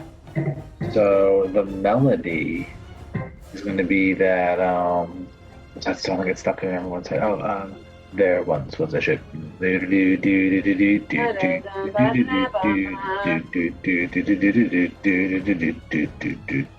Hey, So he makes a wisdom saving throw. Yeah, you can't be that And he smart. fails the save, and he goes, Perfect. I hate that song. Yeah. That was pretty good. Hey, and he takes 11 points of damage. And That's is he pretty like good. feared or anything? What happens? What?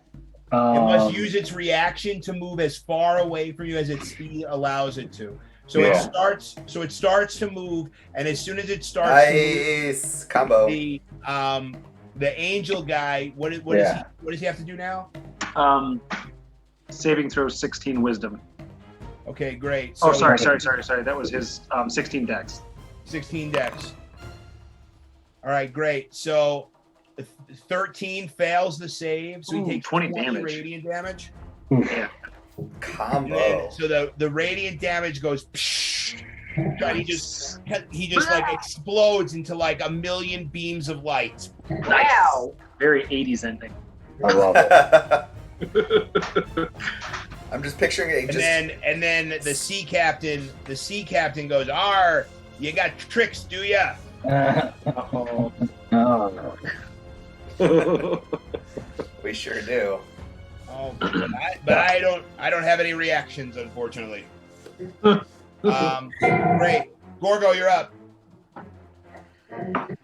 Gorgo does a very cartoonish look left and right between the door and the main fray. And he gives a look over to Dismas, looking for the nod if he needs help. Does Dismas... Yeah. I said, Gorgo, hold this door. Aye. And stop doing...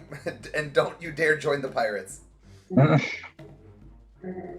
Gorgo rushes to the door and to hold it. Okay, good. Make an athletics check, and that's going to be the contested check that they need to pass on the other side of the door to break through it.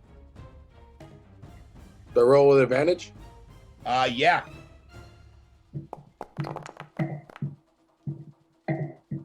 Okay, so a 20. It's a DC 20 for them to break down that door and get to you. Okay, great. Okay, good. So then from the other side of the door, you hear a lot of like clanging, and let's see how this goes. So the first one is going to try to make an athletics check. And then with a 22, boom, you feel the door push against you, and like your heels dig into the floor as you go kind of like sliding backwards. The whole door comes off of its hinges and kind of pushes you and Dismas back into the hallway. And then you hear from the other side of the door, you hear like this like roar sound as the door goes flying open. And you see dressed in like a black and blue robe from head to toe, you see this Mycokin come out, and their eyes like black, like completely black, and they go and they turn to you, and then they go, and you feel from over your head like this inky black darkness come down over you. Make a dexterity saving throw, Gorgo. Oh no. Oh no. Poor Gorgo this time, man. Can I block it with my carpet? Ooh. Oh. Great. So you Nimble dodge toes. out of the way. You dodge out of the way. I just want you here. You can see what the spell was, I think. Jordo, what is Gorgo again? What race? What is? He's a mixed breed. He's half orc, but nobody knows what the other half is. Yeah, I know what it is because I'm the DM. So this black flame comes down, and it just barely misses you. All right, and then the other one comes in after, and then sees the sea captain and says, "For the drowned sister, be healed." And then she gives back some health to the sea captain. Are you sure we got pushed that far back? 5 feet. We got pushed back 5 feet? Then I should... Because you pushed us back 10 feet. Well, no, I pushed Gorgo into you, Okay. and then I pushed you back All right. 5 feet. So yeah, so then like you see along the floor this kind of like this swimming blackness, kind of like almost like a shark moving along the floor, and then come right up the captain's body, and you see him like kind of like gaining a little bit of strength. And then let's see, up next we have a swashbuckler. Sea captain. Ooh, thank you for 4 points of healing. That's right. Ooh, thank you for 4 points of healing. And then Dan, I admire all of your swashbuckler. amazing script writing. You know what? I don't write those. They're literally. I don't know, man. It's wish you headcanon did. that you wrote those. Yeah. Dude, you're pretty good at that. I'm assuming everything is written. Very piratey. So then the swashbuckler, actually seeing what's going on, actually will disengage as a bonus action from torment, and kind of like swing around and come over here and attack Ezekiel. He gets hit. He has to make his Shane, Thovur is coming in. Oh, Yeah. right. Coming in okay. hot. He makes a save. 'Cause he doesn't 16 know any better. dex. He doesn't know how the spells work. So he makes a save. And then that's a 14. Is a 14 pass? Nope. 20 damage. Damn. Dude. Spy, and he takes 20 points of damage. Yes. I But feel it's like not you're enough like to the. knock him off his feet. Okay. That's And then fine. he swings. He makes 2 swings with his rapier. With At disadvantage. why is he at disadvantage? Because he just got fucked up by some radiant damage. How's he? He's like blinded. That's right. Is he blinded? No, No. but Technically not. It doesn't matter. So the first one is a critical miss. The second one is also a miss. let's go. And then the first one that critical missed, he just kind of embarrasses himself a little bit. His pants fall down a little Got tears in his Now- eyes. He cries. Does he cry? He does. Yeah, He cries a little bit. He feels the reverberation of that like dissonant whisper that hit the kind of come through him. Okay, this guy's dead. Cassian, you're up. Damn. Okay. Wow. So there's one up there. I'm gonna go for the pirate. The Captain. captain. Yeah. Get him. Yeah. Okay, so I get a running start. So it's kind of like Cassian's running and also like in the last 5 feet jumps to like kick in the air, you know? Yep.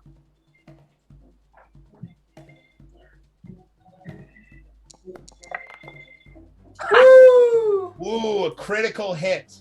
Yes. Get him. Do I do anything or do I? Oh, right, I have to click damage. Critical.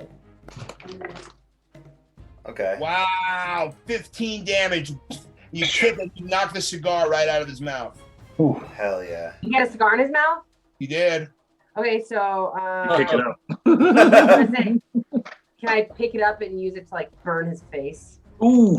as an attack? Yeah. You know what? Make a sleight of hand check, and if you pass this check, it's going to be a DC 20 sleight of hand check.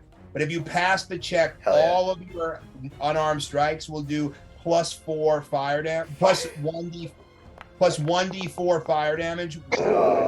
Oh man! But Yeah, it's- that would've been Fail the cool. check, but you still have the rest of your turn. okay, so I pretended to go down and then just kind of right up in the chin. Chin. Okay. Boom! 23 hits. And this guy's got a lot of AC too. Boom! Another 9 damage. You get him 2 in a row. What's next? And then my bonus action hit, I have to use a key point, right?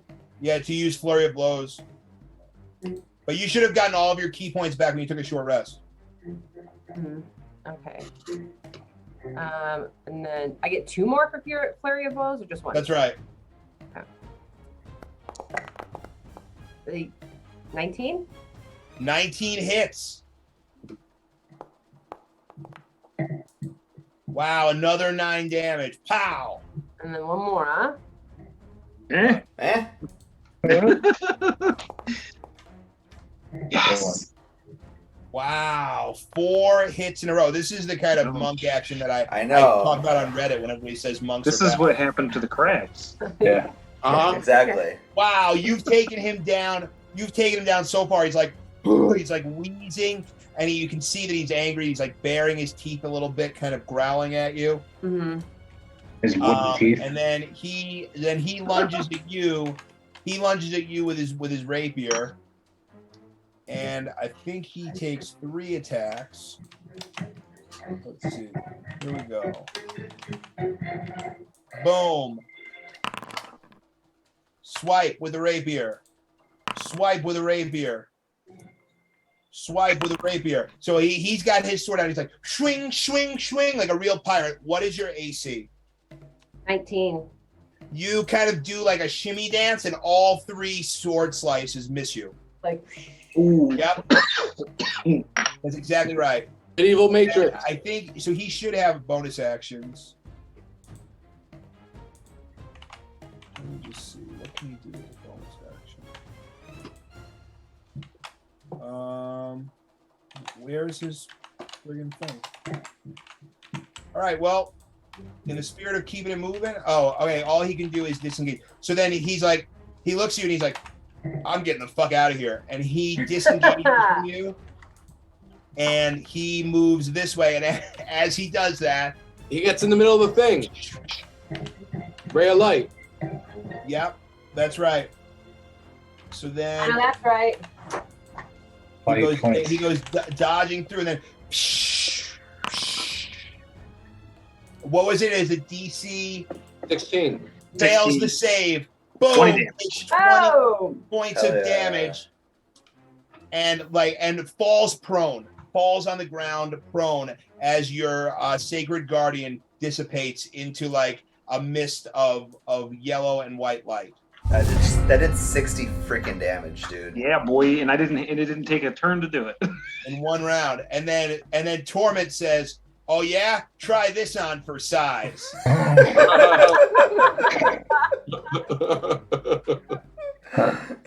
and then Oh my god. it's a big dip mouth full of fire at the guy while he's on the ground, which technically is a war crime. Disadvantage, right? Because he's prone. It doesn't matter. That missed anyway. So he shoots fire at the ground. Nothing happens. All right. Next up is Dismas. Okay. I charge. Let's see. I would like to go. That doesn't work. I would like to go around. I'm just gonna kind of swing around Gorgo, and then I will strike at the one south of me. Okay. With my sorry, I just want to make sure I'm getting this right here. One moment. Because I keep messing up what type of damage it is. Storm. Lightning. It is lightning. Okay. So, my lightning infused +1 sword strikes in. And I've also written down all my modifiers now, so we're all set on that front. So, that is a 9, 10, 11 plus 11 to hit. So, 14 to hit. Okay, 14 hits. Okay. And that will do...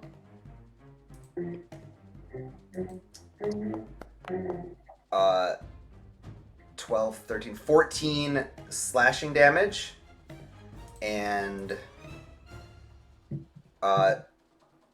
that not roll?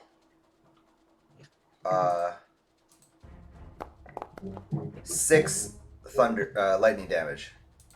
Okay, I think these guys are supposed to be resistant to lightning damage, but I'm going to give you full credit. So you do that, and then reacting to the damage, the acolyte, you see the black eyes look straight into yours, and she says, the drowned sister curse you, and then all like up around you, you see like this like wave of like black tentacles going around you. Make a dexterity saving throw. Is that a spell? It is a spell. Can I react to a reaction? Yes, you can. Okay, I am a mage slayer, so I will Nice. I will react to her spell by getting a free attack. I'm very angry. Okay, you may react, but first make a dexterity saving throw. Okay. I think that's good. That's gonna resolve first, I think. Okay. Touchdown. Okay, so you pass the save, so you take half damage. So you take 7. You take 7 necrotic damage as these like tentacles kind of whip at you. Okay. I choose not to mage slayer against her because I would like to save my reaction. Okay. 51. Okay. All right, then I strike at her 2 more times. Once with my lightning sword and once with my cold sword. Okay, so... Okay, and those swords both do slashing damage? It is... Sorry, piercing damage. Fuck. piercing damage. Okay, go ahead, roll. Okay.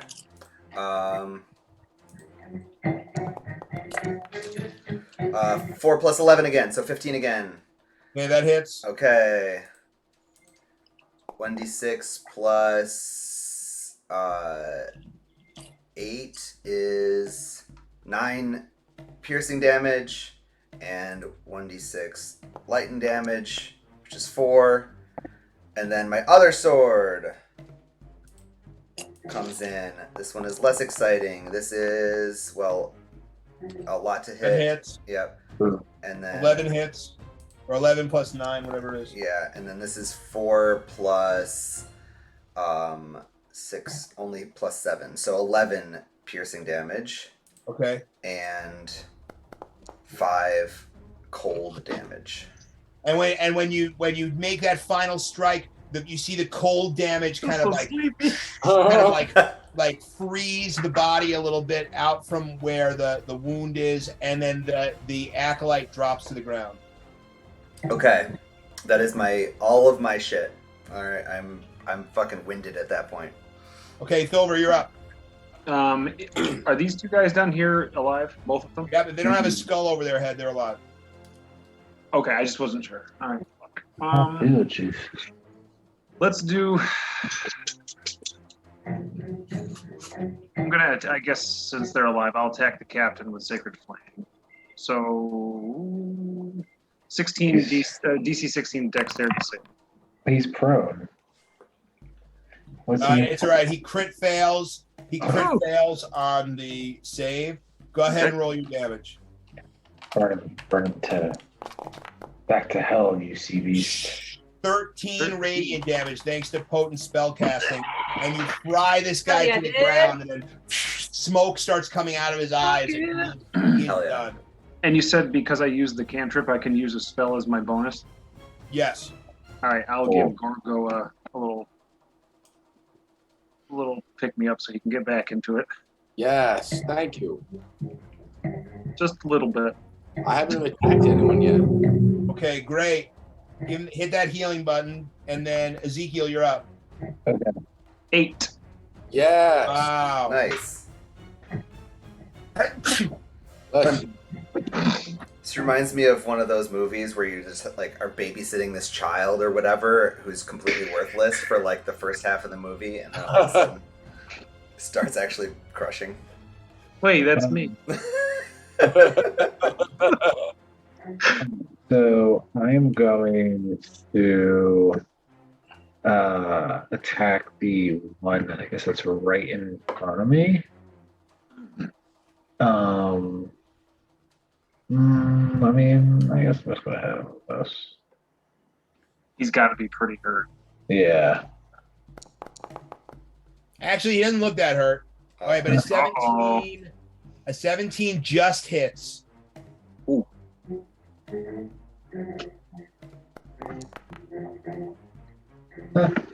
6 Nothing. damage.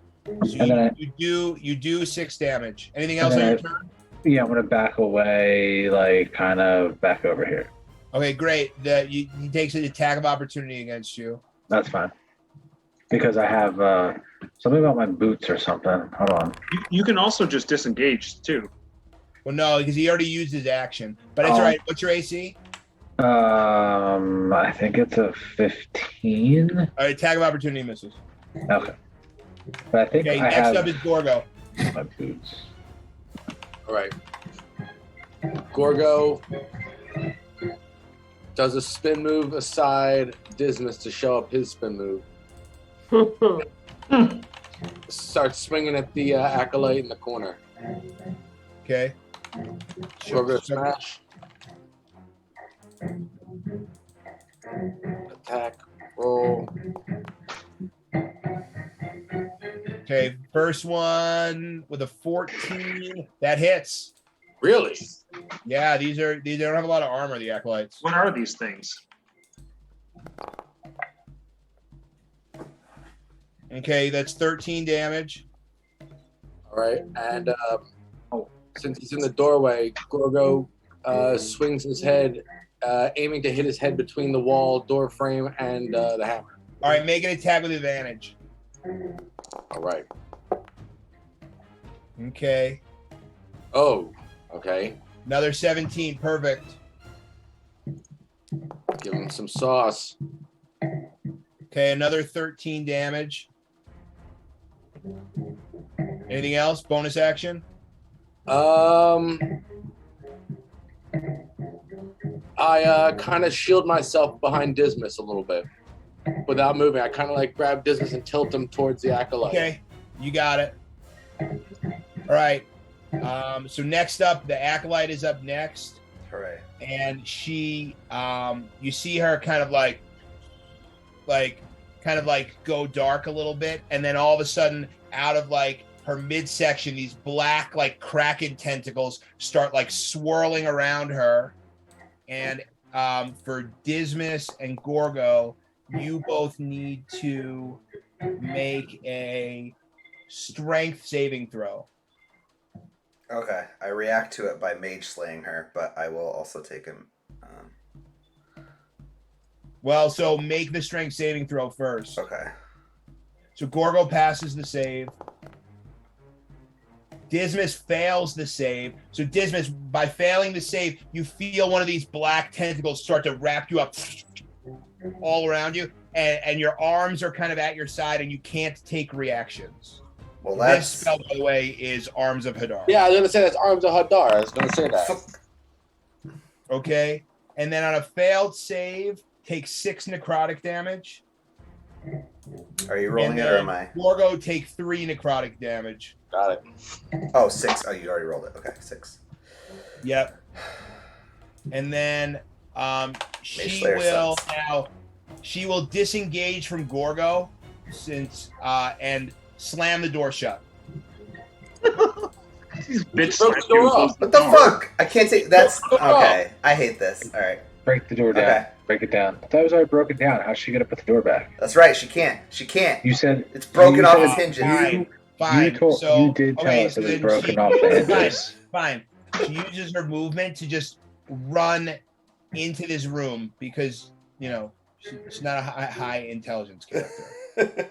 All right, and then this swashbuckler says,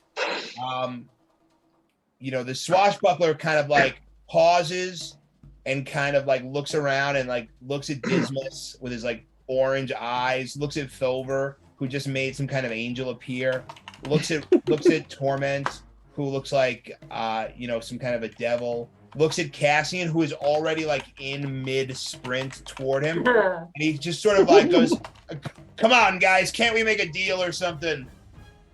Hostage. That's what I say. I say parlay. Parlay is the pirate's way. I say parlay. And he looks at you, Ezekiel, and he kind of tosses his sword on the ground, like in your direction. I say excellent. I say, Gorgo, go give him into a bear hug, but no smash yet. Just hold on. Go get him. Okay, so he uses his movement to like move toward Gorgo. And Gorgo bounds him. Yeah. Okay. Yeah, and I thought for a second you were going to have him like pop a cyanide tablet or something. I thought he was going to No. So you've got him held. I roll him up in the blanket. He's in the. You're up. Oh. That's a good move. Roll in the blanket. Well, the blanket is back with that gelatinous cube, mostly melted by the acid. Damn, was Wait, a nice run. I'm up, but isn't everybody dead besides this guy? No, Well, there's more. also an acolyte that ran away from Dismas, as Dismas is like peeling like fucking kraken arms off of himself, but like still in combat. All right, so okay, I kind of yell out, "Should I get the runner?" Yes. The team? Get him. Give a nod. Get him. Take him down. Get him. We only need one hostage. I think you're too far. And Go in then, the room oh next my to gosh, please describe this. I hope I know exactly what's gonna happen. What? What? No, go ahead. Did you go to the room next to me? What? Did you go into the room next to me? This room right No, here? she went in the other room. Well, it Oh. might be the same room. We don't know yet. But you've got Okay. 40. You've got about 90 feet to get to that person. Okay, so 5, 80 10, feet. Maybe you could do it on 80 feet. If 80 feet is like your max with Step of the Wind. 15. Okay. Won't let me go in there. Okay. It's turning into the Flash. I love it. So that was 45, 50, 55, 60, 65, 70, 75. Hey. Okay. So I was just like running super fast. And like instead of running in like a kick, literally like running like with my arm like ready because I'm like running so fast with my arm. You know what I'm saying? All right, go ahead. Make that attack with advantage. That sounds like a badass I attack. don't know what you're saying, Sounds but like I'll a- take it. Sounds like an awesome time. 19 plus 7, 26. That hits. Nice. And you do 7 damage. And you got 1 attack left.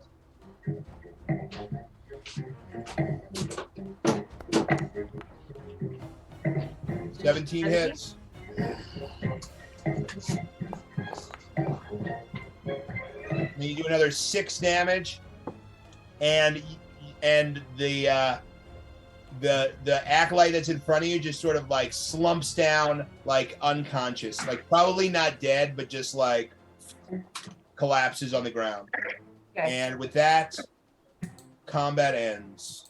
Yes. Good job, everybody. Yes. Yo, Thovur, you're really stepping it up. So Yeah, Yeah. this. good job. Why haven't bro. you been doing that this whole time, Thovur? You have yet to see what happens when something. There's still one thing I need a reaction to do it. Don't tell us. Don't tell us. No. All right. Excited to see. Okay, so then Torment comes around this way and says, "So, how will we torture this person?" Slowly, of course. Gorgo turns him upside down immediately. Shake his Yeah. lunch money out. Yeah, we're shaking out his lunch money. Love it. Love it. What does And he I say? say- Pockets. Run your pockets, fool. And I say, if you want to see the light of day, you'll tell us everything we want to know. And he says, "Sure, I'll tell you anything you want as long as you're going to let me go." You're Yeah, gonna go the way out of here. well, judging the amount of information that you have, as long as you're truthful, we'll let you go. Sure. Absolutely. So, tell us, any more friends in these rooms to our right? Yeah, I mean the whole place is crawling with pirates. Okay, specifically these rooms to our right. Are there any more people? Well, I'm upside down, so I've lost I've lost sense of like which way is right. Gorgo shoves his face in the doorway. Right, smacking, hit him. Yeah. Yeah, you're getting fresh from me. Yeah. He's Give like, us, I don't know where there's people. What? You're asking me stupid fucking questions. Kill him. I say, Gorgo, break his arm. Oh, I'm starting squeezing already. You didn't have to say a word. He takes 4 damage from a broken arm. And he Okay, goes, that's- okay. Here's what I can tell you. There's another trap in this room. Huh? How about that? Now you let me go? No, that's not enough And detail. then he kind of motions with his head, and Dismas, you can see on the floor, you can see like another like tile trap. Like, I already saw that, fool. Tell us something Gorgo we walks don't him know. over to it. You walk him over to it? Yeah, we're gonna go stand on top of it. Oh He's gonna tell yeah. us everything we need to know. Yeah. Use his own trap. Watch out! It's gonna let the whole hallway on fire, bro. Okay, so you're holding him like right over the trap. I like that. I'm gonna move like Yeah. I'm. Yeah. I'm leaving this room. against the wall. I don't really want to be. Continue interrogating. Yeah. I say, okay, now, smarty pants. We'll tell no more of your insolence, okay? Worst So. interrogator ever. I don't know. It's a, Smarty pants. Preacher. He's a preacher. What kind of education is going to I'm get? not a smart guy. You're a cat. You're not a guy. You're a cat. That's right. I said, anyone else want to ask him any questions? Maybe Gorgo, make an athletics check. Sure.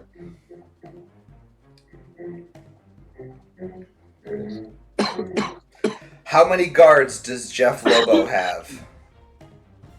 It's not very good. Uh-oh.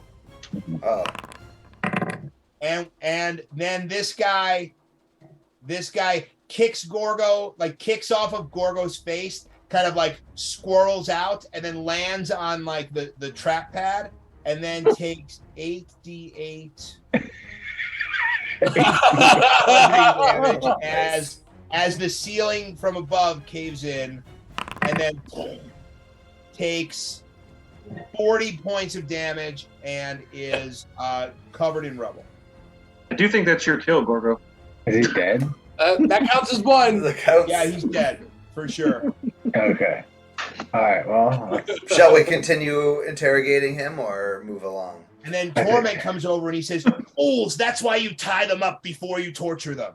I'm not a smart man, All right. but All right, Let's go rummage through his bodies. The sea captain. the sea captain, right? Yeah, he's got magic. Oh items. yeah, sea captain. We've got two. Well, that's two sea captains. a lot Yeah. of good stuff. Sea captains down. Yeah, Oh, total. Yeah. I'm checking out the acolytes room. Well, let's see. So we've got two sea captains down. So let's roll. Come on, hundreds. Why isn't this rolling? No whammies, no whammies. Big bucks. Big bucks. I want a fucking yacht. Okay, the first roll is a 40. And the second roll is no, it's not a 40. That was something else. That was the 88 damage. So I gotta turn off roll with replacement. All right, so on the sea captain, you find a potion of healing and another first level spell scroll.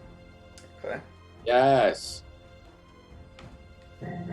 And I can tell you what spell it is. It's not going to be that one. Let me see. No, I mean it's not going to be Arms of Hadar, is what I mean. Oh. Sorry. Here, well, go ahead. While I'm looking this up, well, what do you do next?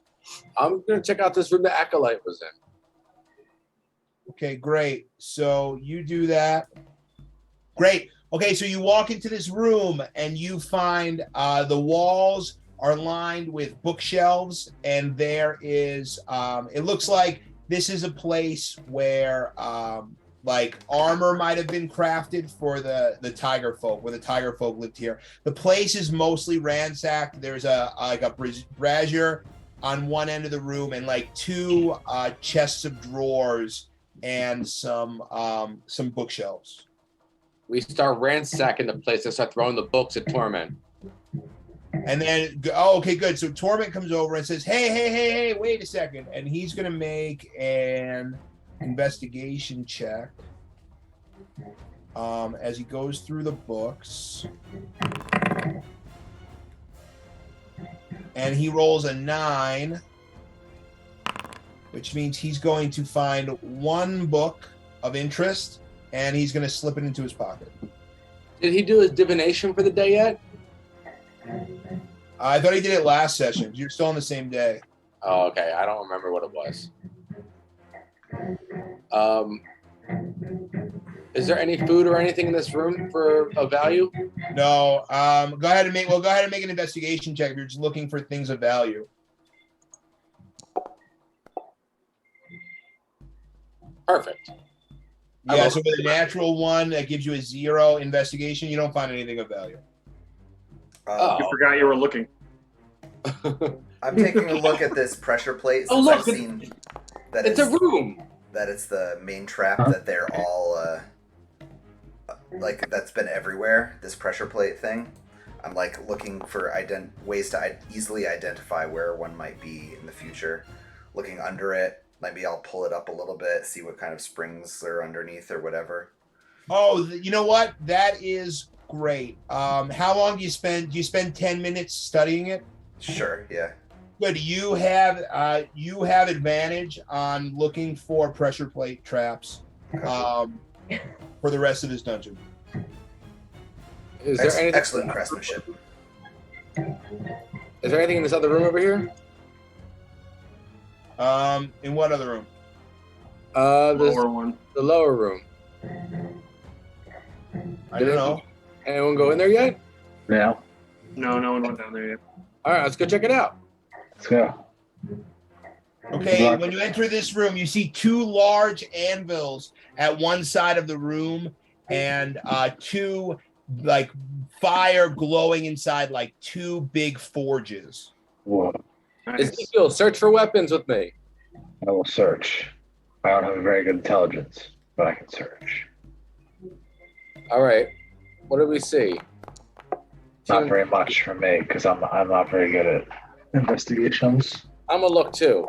I'm even worse than you. Okay, great. Yeah. So with a 3 and a 12 investigation checks, you don't really find much. You find like some half-crafted metal armor. You find like you find a lot of tools, right? So you find some blacksmith tools in here. You find some like half-made like metal helms and like a half put together shield, but nothing of real value. Most of the stuff of value has been cleaned out by the wolves. Can I collect a set of blacksmith tools? Of course you can. All right. Add it to your inventory.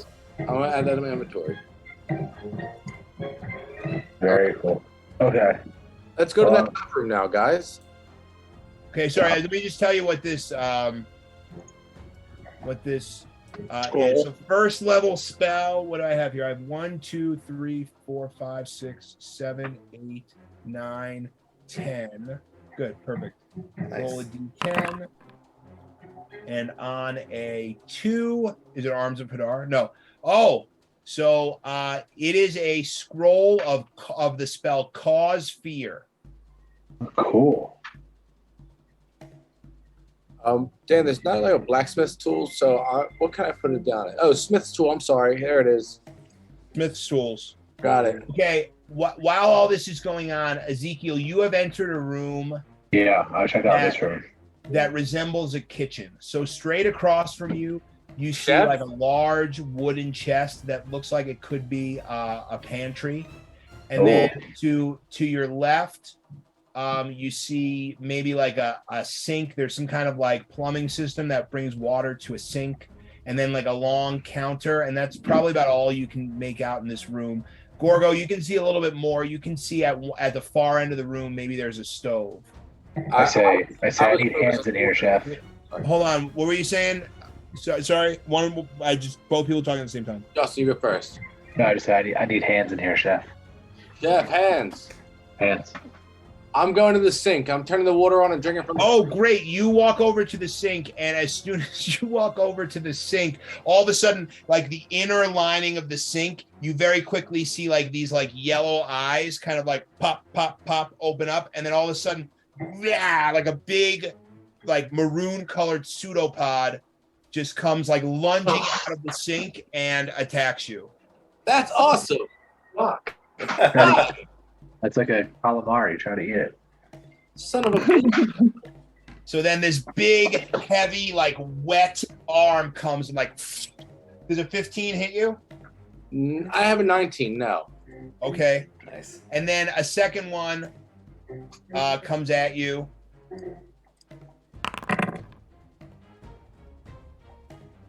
Does a 19 hit you? 19 is my AC. Okay, great. So a 19 hits you, so you take pop. You're like, whoop, you feel it like a big wet leg, like whoop, against the side of your head. You take 8 bludgeoning damage. 52. And now you are grappled. So make a strength or agility. Sorry, make a strength or dex save with disadvantage.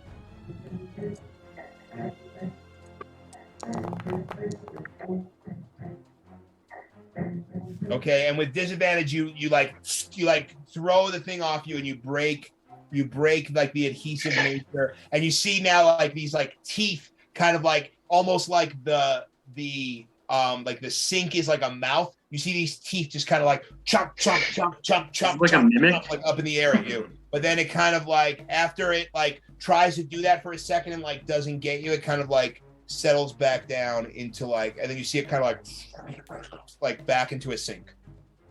Like a sink mimic. Does it have a garbage disposal? That is. I don't know. Why don't you go look down in there and find out, Gorgo? Don't pee in the sink. Oh, yeah. Gorgo starts peeing in the sink. Do you really? Yeah. What? He doesn't pee in the sink. Gross, Gorgo. Pee in the sink. All right. Gorgo waves off to everyone. Hey, let's not fuck with the sink anymore.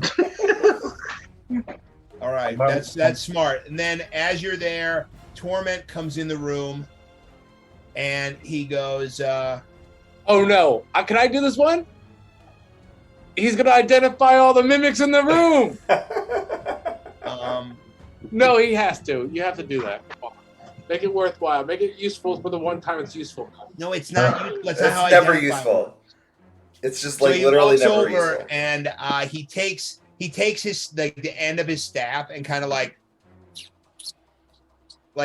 pokes at it, and like you see it kind of like wakes up a little bit, and then it kind of like tries to get the staff, and he's like, yes, definitely a mimic. Okay, nice. And he's like, and then he turns to you and he's like, I've studied these beasts, and I know much about them, many things about them that I will tell you what I know. They live in colonies, so be very careful. Anything in this place could be a mimic. And then he walks over to this cabinet, and he's going to make an Arcana check. I want to back away a little bit. He's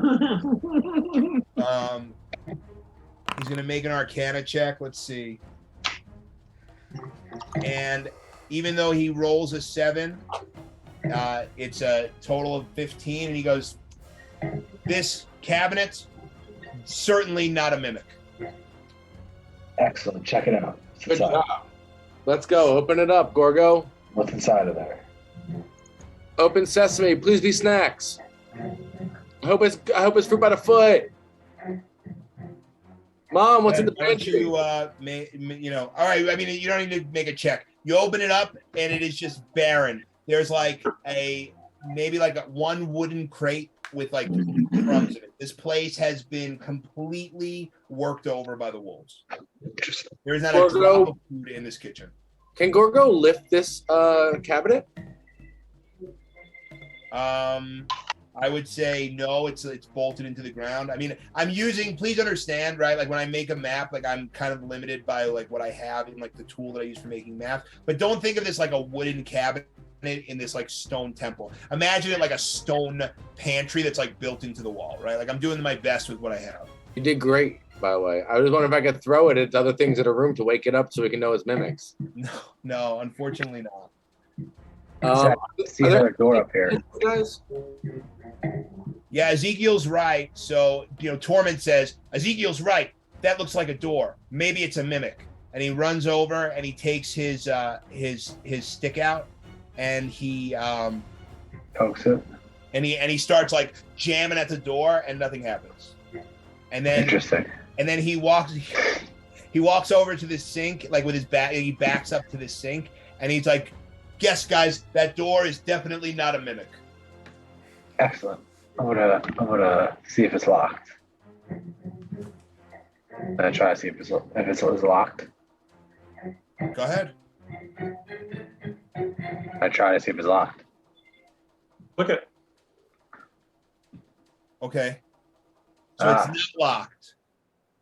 But as soon as you open it, like a disgusting, like horrendous stench immediately fills your lung space, and like something that Ezekiel, the character, maybe has never smelled in his entire life. It is literally like a landfill on the other side of this door. I shut the door as fast as possible. Oh, you close the door? Good. And I say, do not go in there. Gorgo was like floating like Scooby-Doo snacks in the air, like he smells bacon on the next door neighbor's house. I say, Gorgo, if you want to go check it out in there and tell us what you see, we're not going in there. All right, Gorgo, I'll tell you exactly what he sees. All right, Gorgo's going in. Can I be stealthy? You know what? That might be the smartest question Gorgo's asked all day. Go ahead and make a stealth check. Can I help? You can help maybe by going with him and keeping him out of trouble. Wait, do you have your little blanket that turns us invisible? No. Am I pass out trace? No.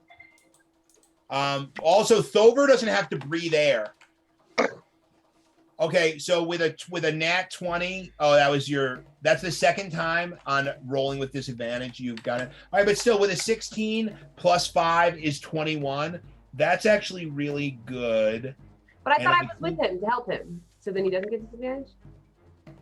Okay. I think it might matter. Just give me 1 second. I like this suspenseful music in the background right now. Okay. Wait, are we off? We're off the battle music, right? I don't know. No, we're still on the battle music. There's Sorry. drums going on in the background while we're thinking. Okay, but now we're going back to exploring the dungeon.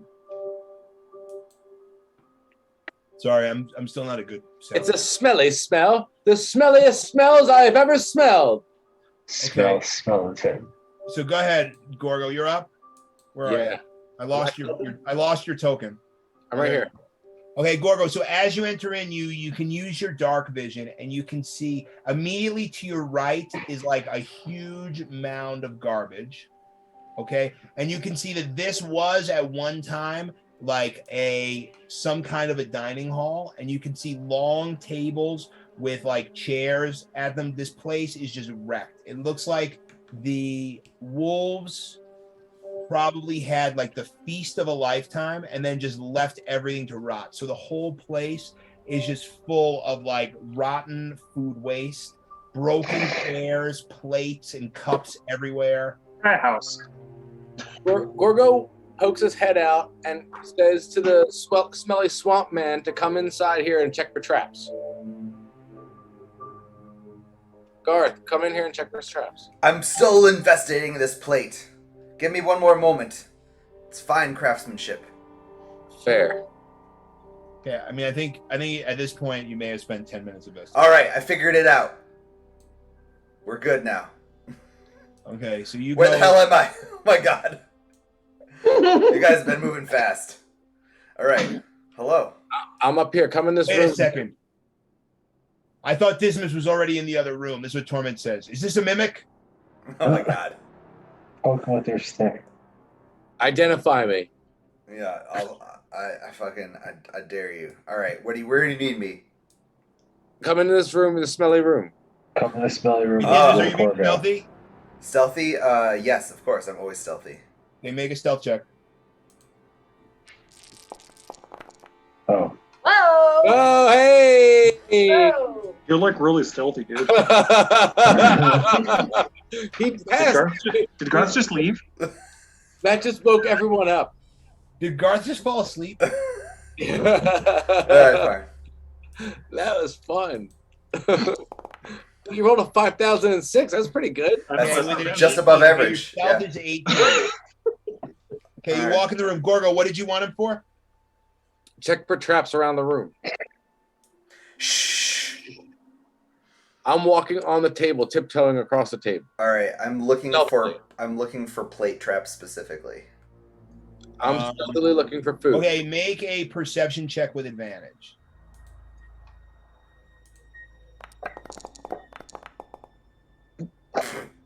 The worst scout A 3 ever. and a 2. You don't see any plate traps. Okay, this room is secure. Who else? Thovur, have you made a stealth check yet? No. You want me to? Yes, please. Everyone who comes in the room, unless you're not being stealthy. I mean, if everyone else is being stealthy, I would try at least. Well, no, I'll tell you. I'll shout back. It's clear. The room is clear. Okay, and as soon as you do that, business, As soon as you shout. as soon as you shout, seriously, as soon as you shout, Gorgo, you hear a sound that has haunted your nightmares for months. You hear like a cheep, cheep, cheep, like a Oh beep, no, beep, beep, and like the flapping of wings, but like also a little bit of a growling sound. These guys are nasty. Gorgo hides under the table. And after then, telling the good, sound. Gorgo, you hide under the table. Garth, however, is not as lucky. I'm looking at the floor. And I have to remember how these guys work. Yes, so with advantage, Garth, does a 17 hit you? 17 does not hit me. Okay, good. So you quickly dodge out of the way as you see this black mass with huge wings go sweeping down at you and try to claw you. And then it takes another swipe at you just because it can. I said to be quiet, Thovur. And then does a 25 hit you? Yep. So you take 5 damage. And you are grappled, and then the panther bat wraps its legs around you and carries you up to the ceiling. Wow. And that is, and then at that point, everyone can roll initiative. We're going to take a break. All right. That's bullshit. Fuck. I hate being the worst scout ever. Really It's are. so depressing. Hey, you did shit your pants before. Yeah, that's true. Yeah. All right. Oof. Not very initiative.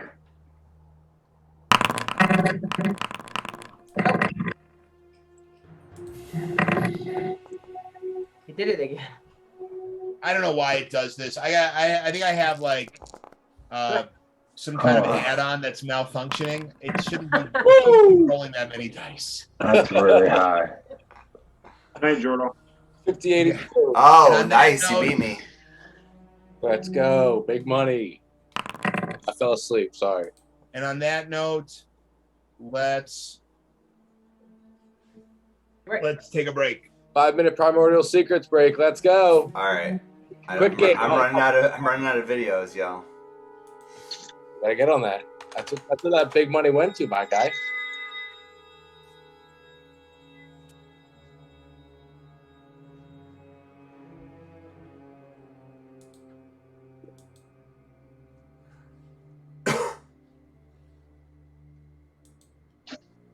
Perhaps you know me from my work on Magic the Gathering, the best card game of all time. I'm here in Seattle working on Magic, but that meant I had the chance to check out the new deck building game by my good friend Garth Avery, Primordial Secrets. It will not surprise you to learn that I'm a gamer, a board gamer, a card gamer, and especially a deck builder. They are so in my wheelhouse. I want to thin my deck. I want to set up a strategy. I want to go tribal. I want to build the perfect machine and the perfect engine and then combo my opponents out.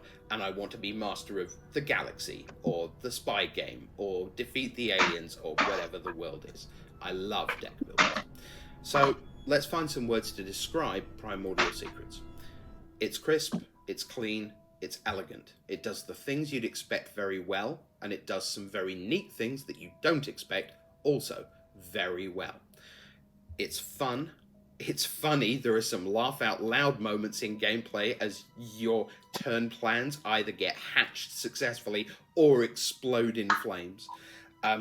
It says on the Kickstarter that this is an incredibly interactive game, which I'm always a little suspicious of, because interactivity in deck builders is quite a hard thing to pull off. Well, Primordial Secrets does that. Every turn is this dramatic reveal of tension between the attack that you want to do, the defense you need to put up, the things you want to do to your opponent, and the things you're hoping they'll let you get away with yourself. And every turn, every card in your hand has to be assigned to one side or other of this constantly tense seesaw. There's a ton of bluffing, a ton of misdirection, a ton of forward planning, a ton of risk. It is super elegant and neat and so much fun. Now, it also has an incredibly clear art aesthetic. You are not going to drop these cards into a pile of cards from your gaming collection and go, oh, I wonder what that's from. You're going to know, because this looks like nothing else on the table. It is very, very clear. It's got lore to it. It's got a lot of depth to it. To me, look, the deck building arc, when you buy a new deck builder, you want 3 sessions minimum out of this. Session 1, you learn the rules, you play it mostly right, and you get an idea of what's going on. Session 2, that's your first real go at the game. You enjoy it, you learn it, you've tidied up the rules a bit, and then you can't wait for Session 3. And Session 3, you play it once, maybe twice. If you do that, and you've had a good game, you kind of got your money's worth from a smallish deck builder. That's my sort of general feeling. Once you get past that 3rd session, well, then you really feel, now I've actually got a really good game. This is part of my rotation. It lives on my shelf.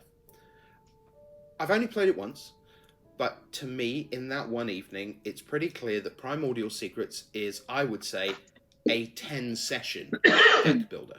There are so many opportunities to explore what you want to do, and so many ways to explore what you want to make sure your opponents can't do, that there is plenty of gameplay in the box, which I really like. So look, I've already mentioned that I know Garth, and I've worked with him for a long time, and he's always had a quirky game designer mind. His Magic decks have always been fun and interesting and interactive, and that's all the things that are in Primordial Secrets. His stamp is all over this game. If I tell you that Primordial Secrets is the best deck builder of all time, you are correctly not going to believe me. So instead, I'll close with this. On my gaming shelf at home in regular rotation are things like Dominion, Star Realms, Ascension, most of the legendary games, Clank, the Imperiums, Millennium Blades, Mystic Veil, Thunderstone in various guises, and probably my family's favourite deck builder, Harry Potter Hogwarts Battle. Yes. All right, let's add Is to our Primordial notes. Secrets better than all those deck builders? No.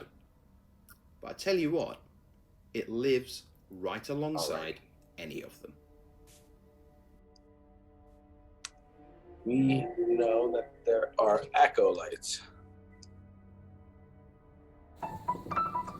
The thing that's different about a Verbo vacation home, you always have the whole place to yourself. No stranger at the dinner table making things awkward, or in another room taking up space. It's just you and your people. Because why would you ever share your vacation home with someone you wouldn't share your vacation with?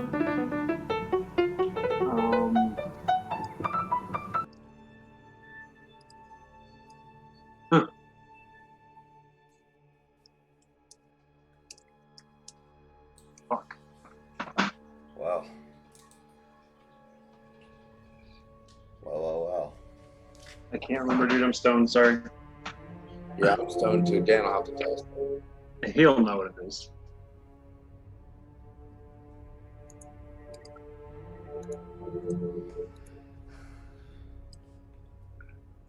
I can't remember. I remember what yours, the first one was, but Yeah, because we just got attacked by that. yeah.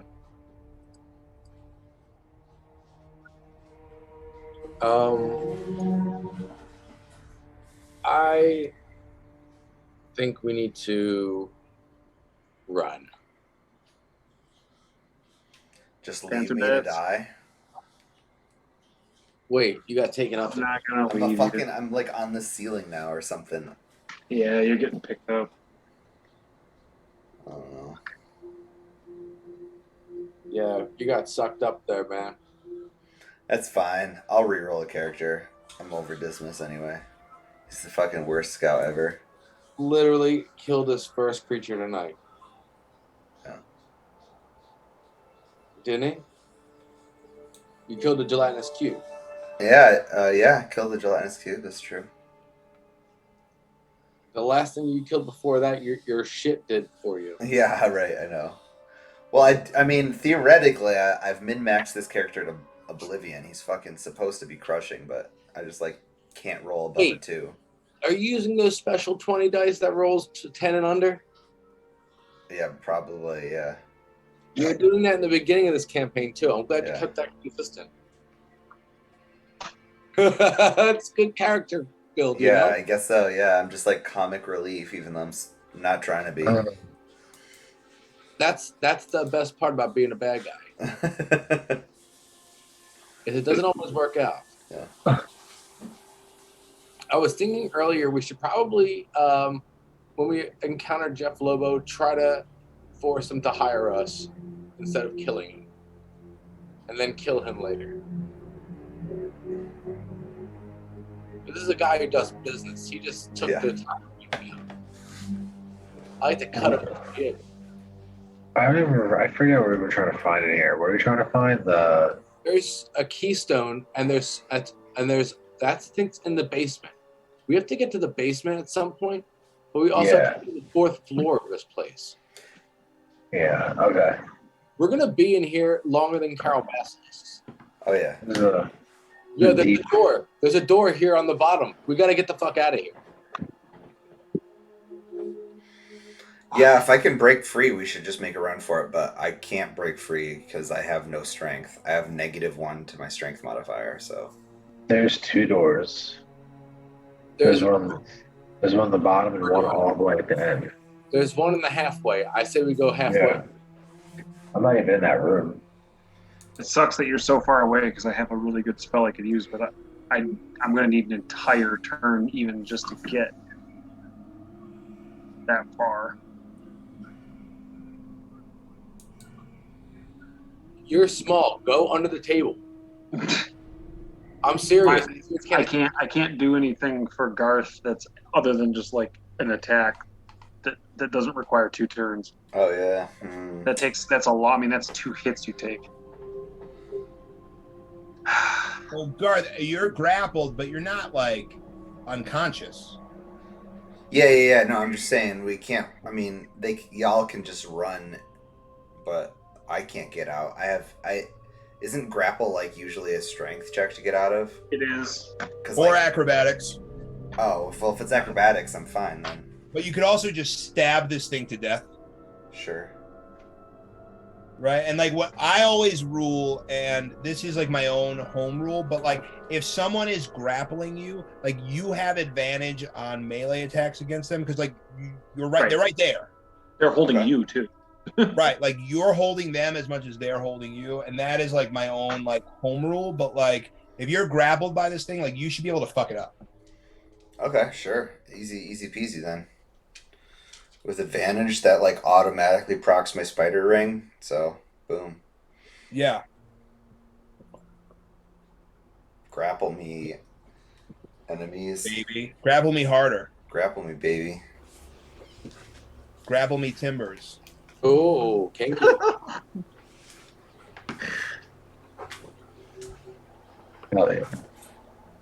Okay, and Gorgo, you're really under the table? Absolutely. Did you know what was coming? When you said it's screeching, I was like, oh shit, not again. Yeah. I guess after you released all the panther bats from the lab, they must have made their way here somehow. Oh, somehow, I wonder. I don't know. Okay, so here we go. Top of the order. Was that just to see if you shit your pants?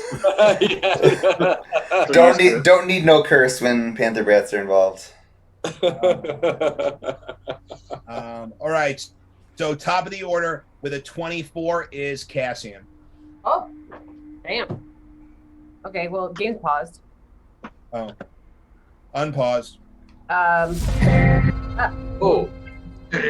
Whoa. Okay, so I don't even. Okay, let me put on the combat music. You can go. I only see the one panther bat that has business. That's right. But you know what? Make a perception check.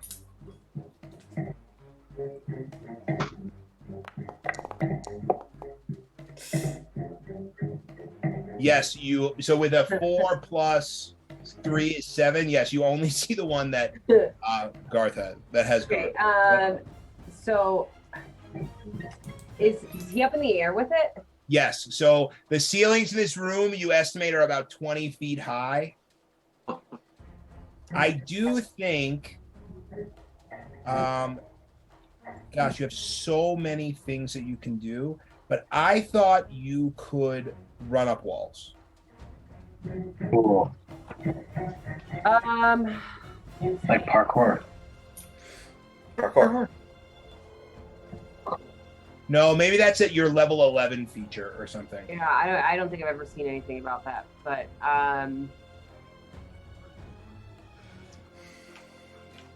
can I use like shadow step like to run there and jump? Sure. Yeah, do it. Okay.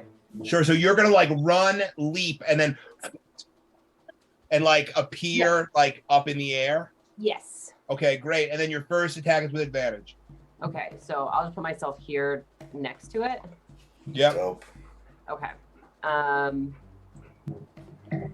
With advantage. Okay, an 18, I believe, hits a panther bat. Yep, Okay. 18 hits. Ooh, max damage, 10 damage. Pow. Okay. And like, am I quick enough to like get another hit in while I'm up there? Yeah. Okay. Super fast.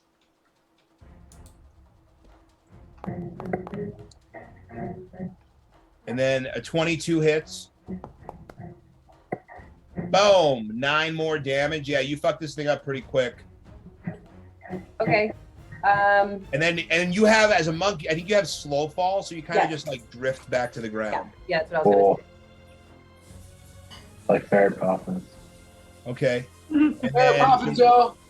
so then next up is Torment. He kind of Kramers into the room. He's like, "Hey, what's going on in here?"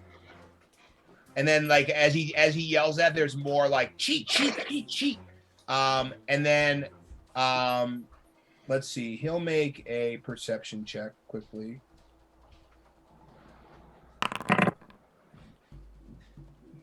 And with a 6, he also only sees the one that Dismas has, and he goes, "Hey Dismas, how'd you get? What are you doing up there?"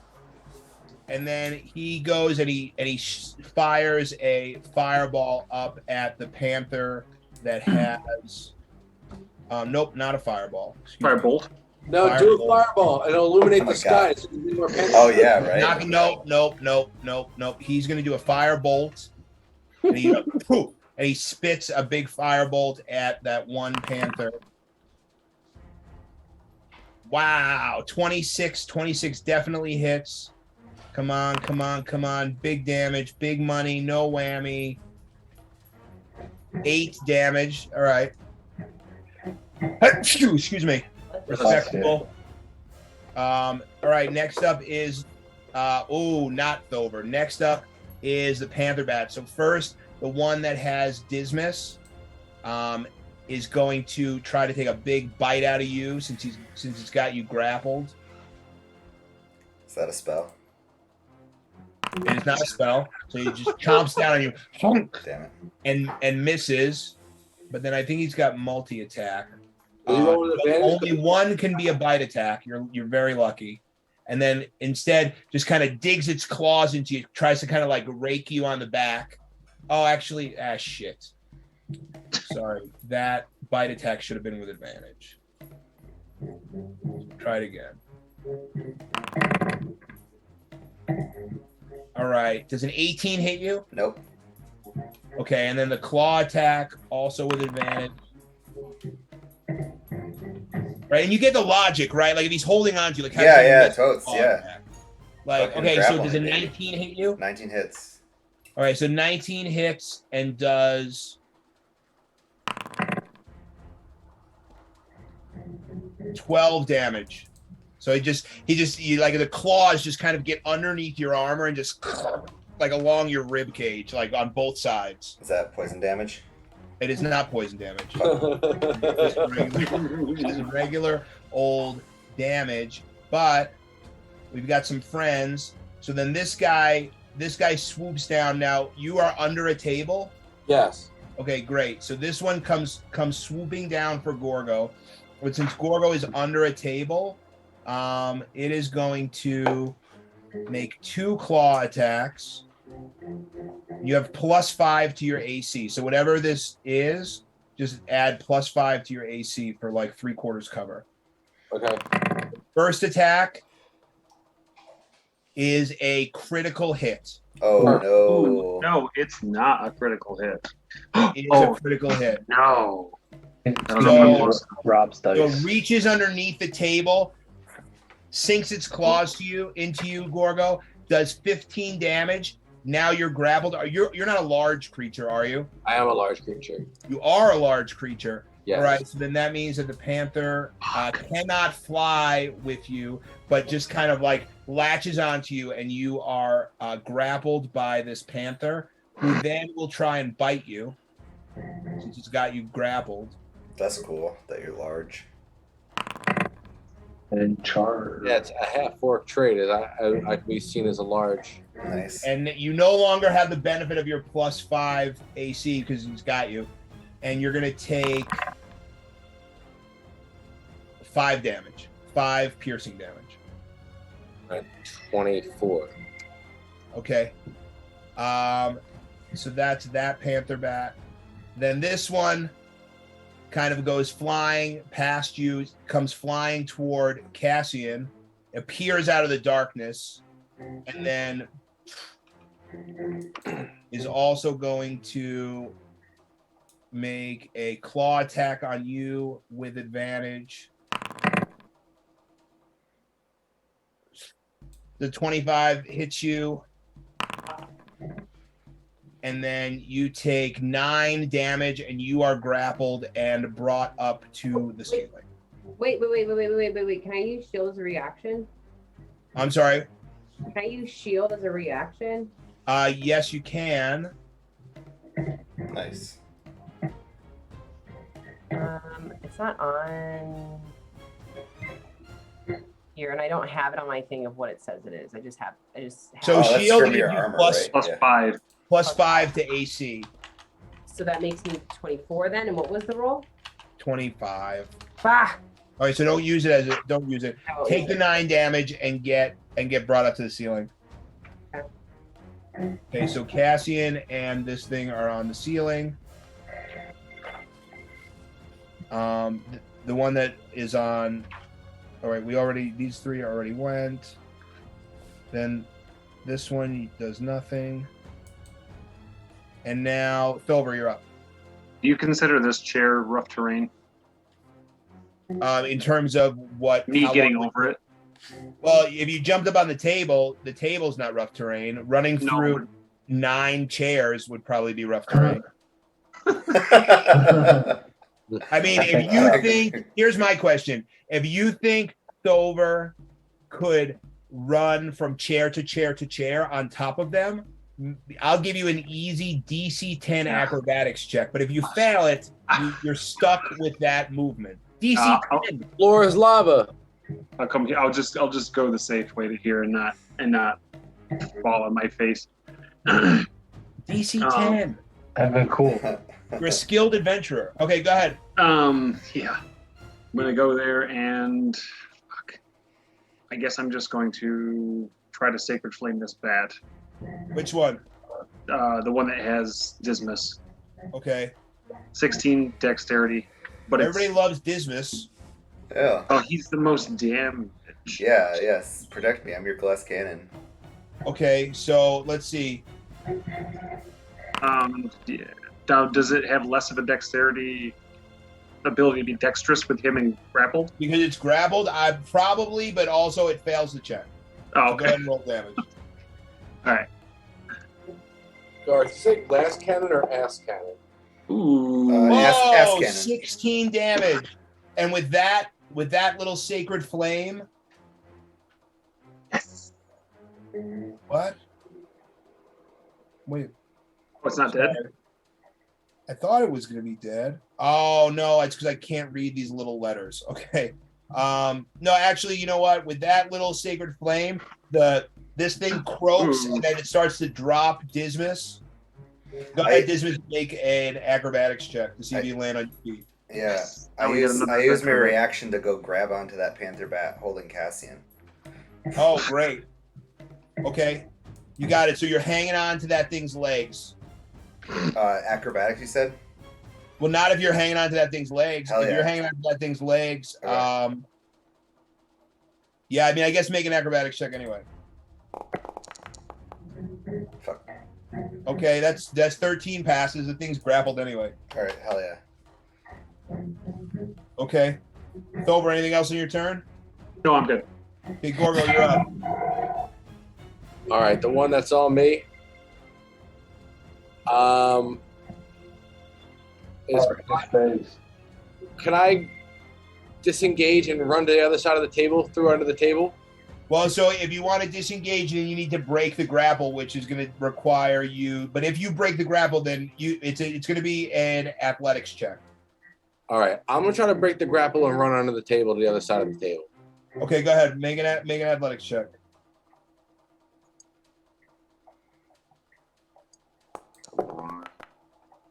Yeah, so a 24. So you shove this thing off of you before it could get you up in the air. And I scatter on all fours to the other side of the table and hide on the other side of the table here. Okay, you do that. I also have a spell I could use. Not a spell, but it is second wind. No, what's a sorry, I'm sorry. Yeah, so second wind will give you hit points back. Yeah. Solo drinking a potion as a bonus action. I'm going to take this time to drink a potion. Okay. So what do you so remove it from your inventory and roll the dice. Do I have it? How do I do that? I'm sorry. Well, just I don't know, I'm hoping you're keeping track on paper. We But did you just have get that one a potion. greater and a superior. Someone I'm not in charge of everybody's inventory. We just got that greater one. I have all my potions. Healing. All right, so go ahead, hit it. Roll. Hit it and quit it. Let's go. No whammy, no whammy. Nice. 14 damage from a greater healing potion. That's better than average. All right, that's the end of my turn. Thank you. Exactly average, but okay, great. That's the end of your turn. All right, Dismas, you're up. So you're hanging on to this thing with one hand, but you've got one free hand. All right. So, that's a good point. Okay. I shift it over so I'm holding onto it with my offhand, and I strike at it twice with my main sword. Okay, show me the math rocks. All right, here we go. 100. 6 plus 11, 17 to hit. Okay, 17 hits. Okay.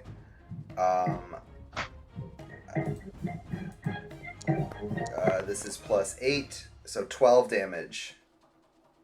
And then 4 lightning damage. Okay. And then comes So back. that's 16 damage total. Okay, and then I'm attempting to chop off the leg that I'm holding on to. Perfect. Okay.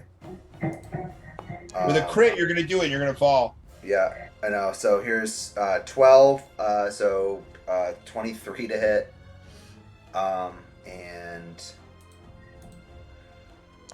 plus 8, so 10 piercing and 1 lightning. So wait, when you're holding on to one, you're swinging at the other one? Yeah. No, so, all right, so you do 11. You don't quite get the leg off, but you Okay. do some damage, and you can see that this thing is wounded, and it's like letting out like a high-pitched whimper. Anything with a bonus action? No, I needed to bonus action to get my bearings. Okay. Ezekiel, you're up. I haven't looked at this room yet. I just want to hear what's going on and smell real bad smells. I mean, you don't have to enter the room. I mean, everyone's in there, so I can't just not go there.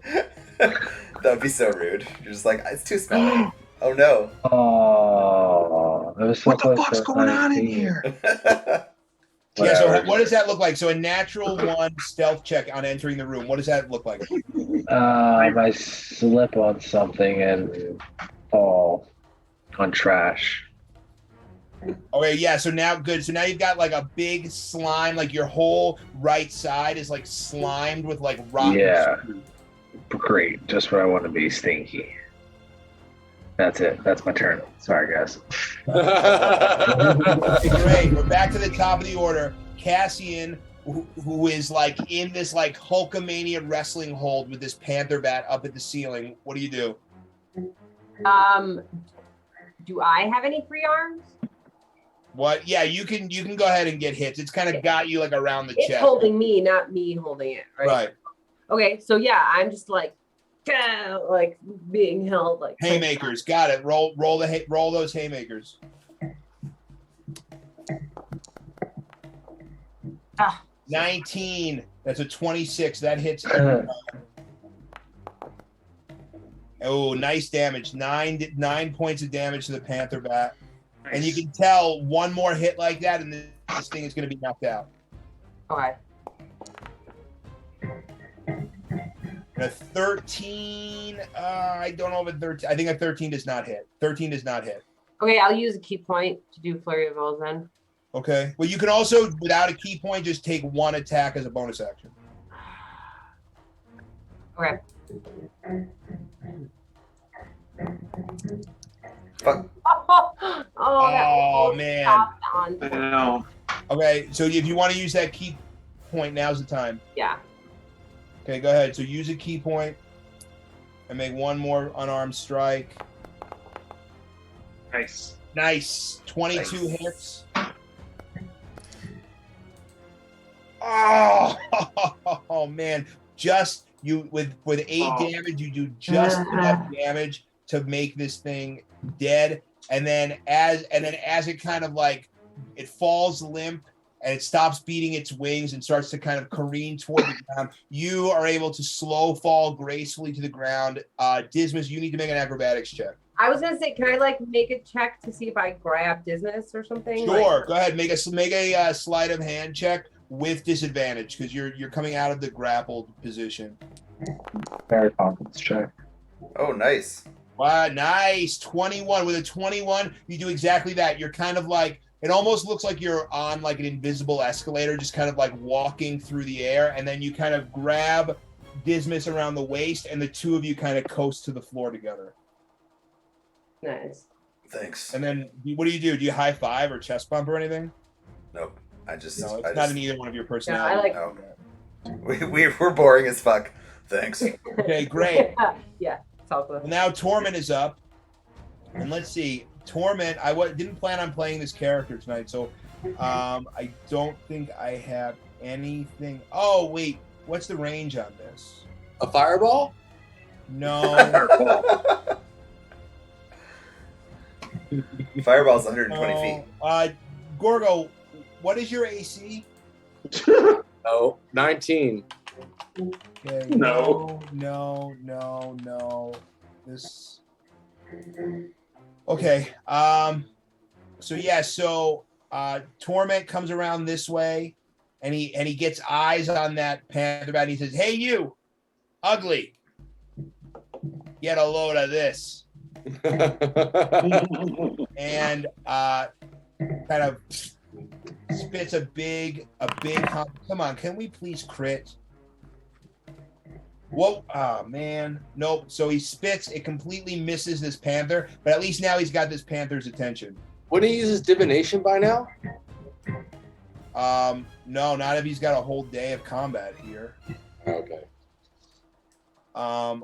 Okay. And then this guy comes running.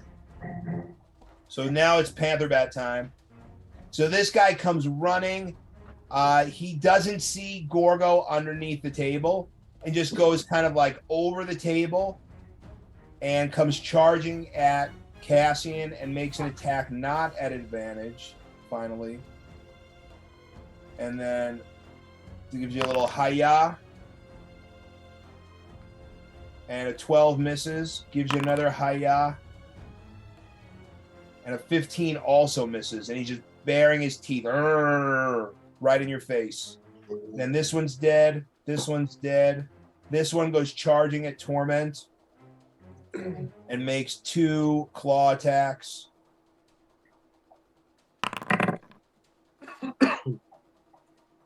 First one hits.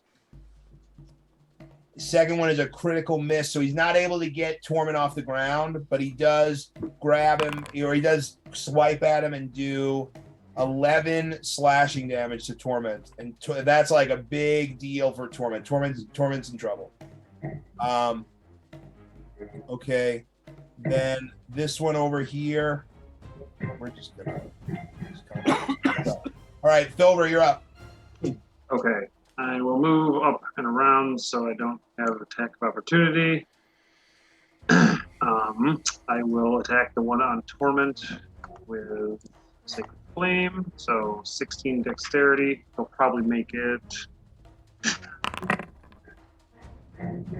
Nope, that's a natural 2, 9 to save, fails to save. Nice, come on, yes. 18. Whoa, Nice. 18 damage. The crack of holy lightning coming out of the sky. And I'll use my bonus action to Healing Word Torment. 7, better than nothing. Nice, it's half the damage he took. And he Torment looks back at you and kind of raises an eyebrow and then nods at you. I'm used to Okay, it. Gorgo, you're up, dude. Gorgo dashes to the door. To the one right in front of you? Yeah. Okay, so piled in front of this door, about 6 feet high, is a huge pile of like shit and food and slime and sludge and muck. You are the perfect person to be here to deal with it. But I'm gonna need a strength check from you. I think I get a charisma Yes, bonus sir. +1 covered in shit, correct? You do. Nice.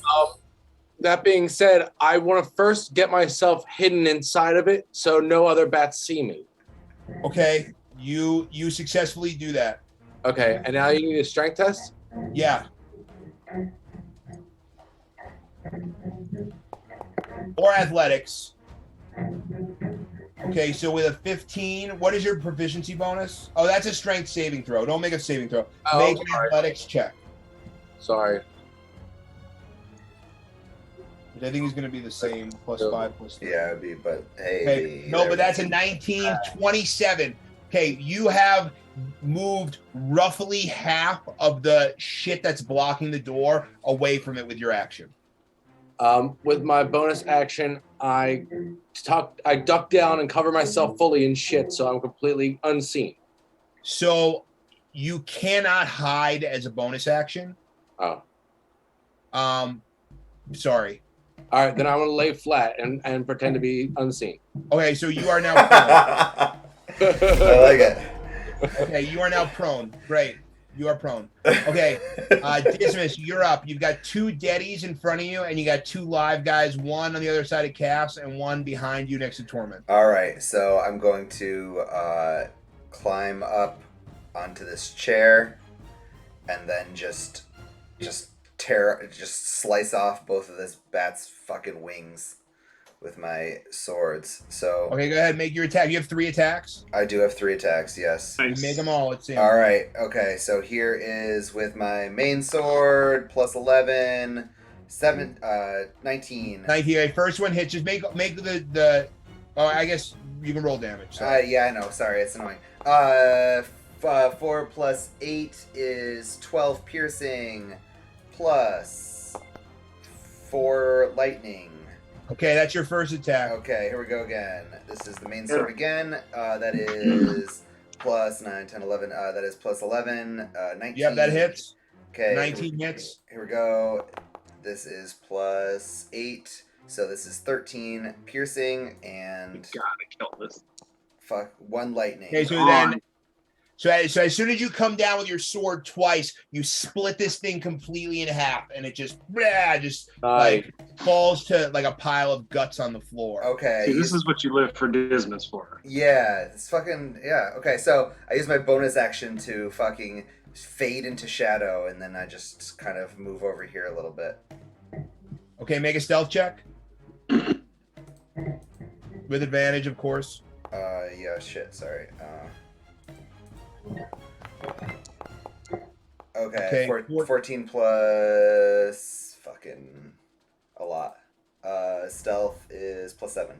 Plus 7 or plus 9? Plus 9. So 23. Okay, you are sufficiently stealthy. Zeke, you're up. Also covered in shit. Yeah, I'm gonna try this. Try one more time.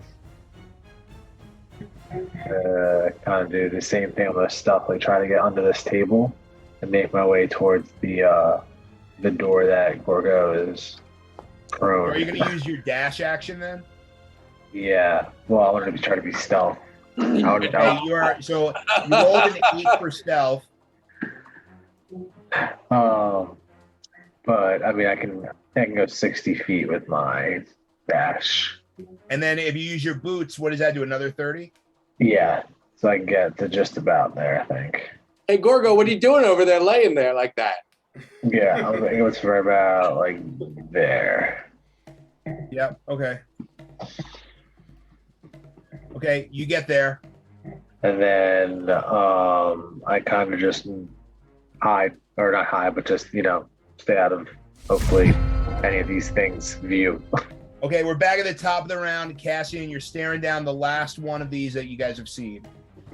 Yes. Is it on the floor or is it flying? It's on the floor right in front of you, and it's kind of it's on all fours, and it's kind of growling its teeth at you, and its wings, instead of being out in a flying position, they're like pulled straight back, almost in like a defensive position. Like this thing's ready to pounce on you. Okay. I give it a elbow at the top of the head. Great. Okay, that's a 22. 22 hits.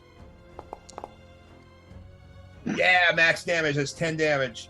Nice. Go again. Okay, 20 hits. Okay, 5 damage.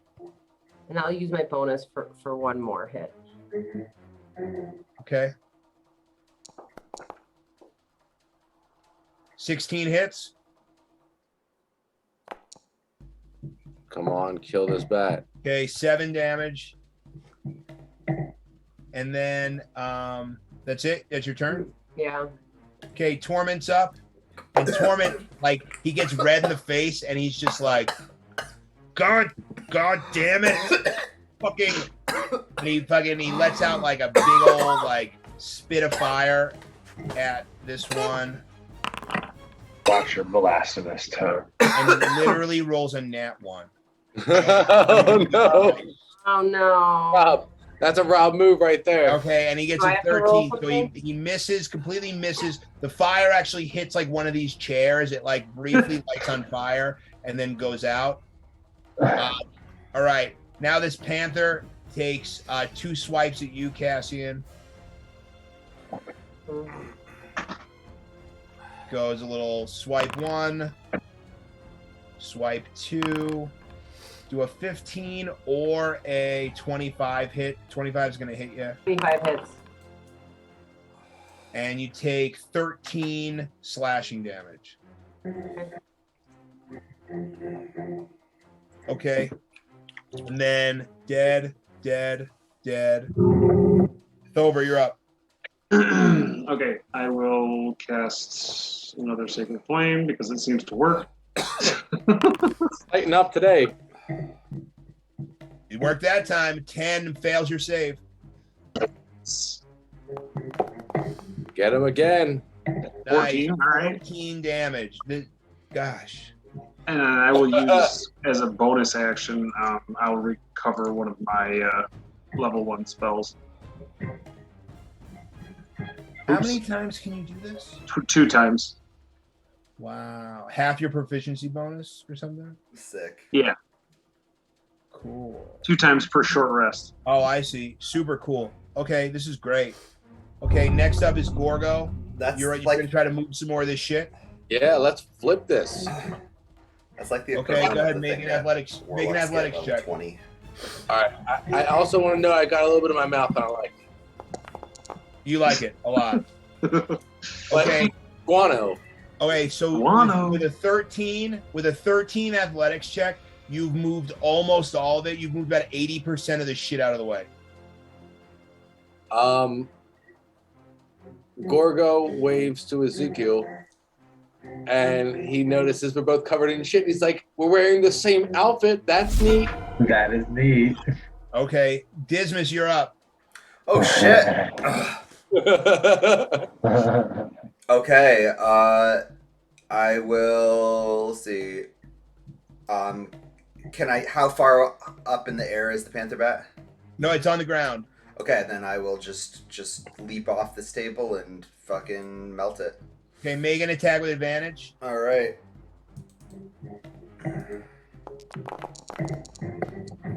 Okay, 29. great. Okay, that hits. All right. And I think you auto kill it. Yeah, probably. 2d6. Yeah, that's +8, and then this Yeah. is That's one auto lightning. killed.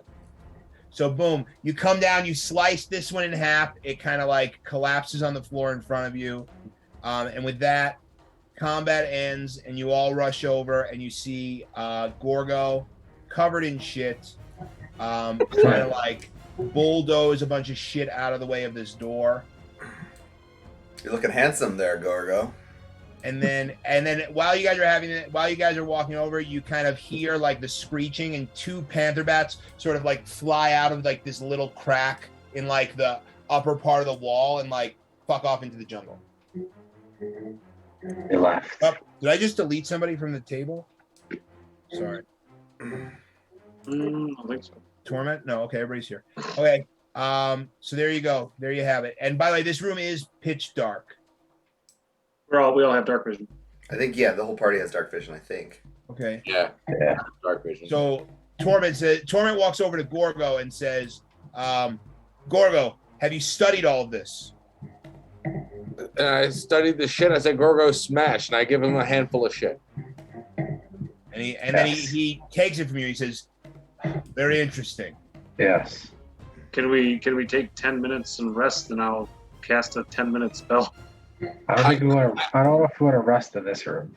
No, it's not a rest. It's just it requires time for me to cast. Oh, okay.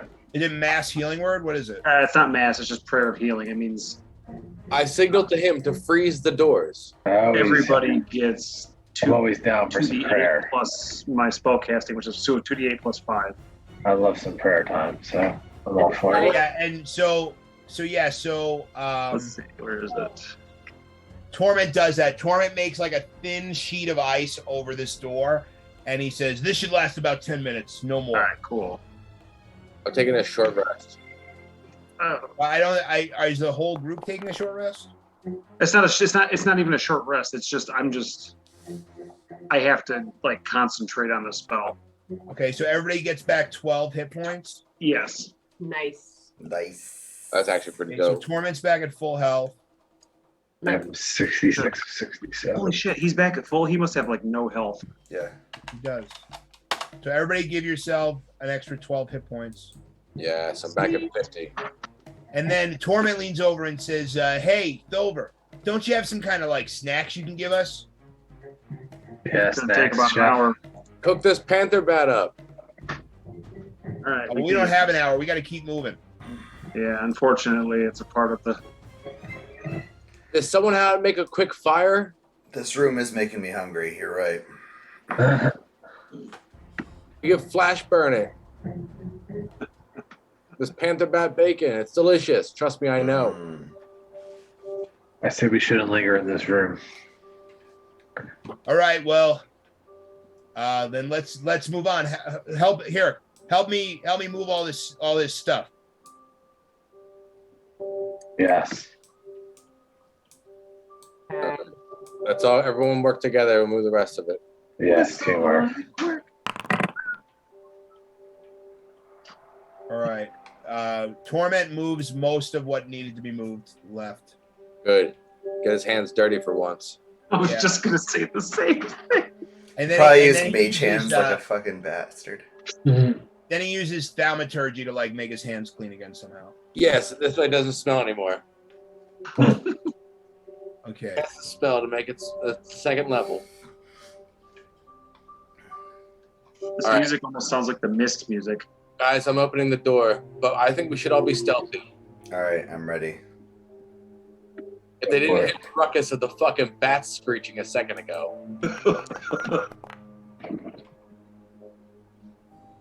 All right, I'm doing a stealth. Yeah. The fucking you're like the stealthiest character. I love it. Tiptoe by the window. Yes. All right, here we go. There's a lot of people in this room, I think. We're all stealthily in here somehow. This is Oh, yeah. not gonna be good. Oh fuck. Retreat. Stand back behind me. Retreat. I make gestures. Hand gestures. All right.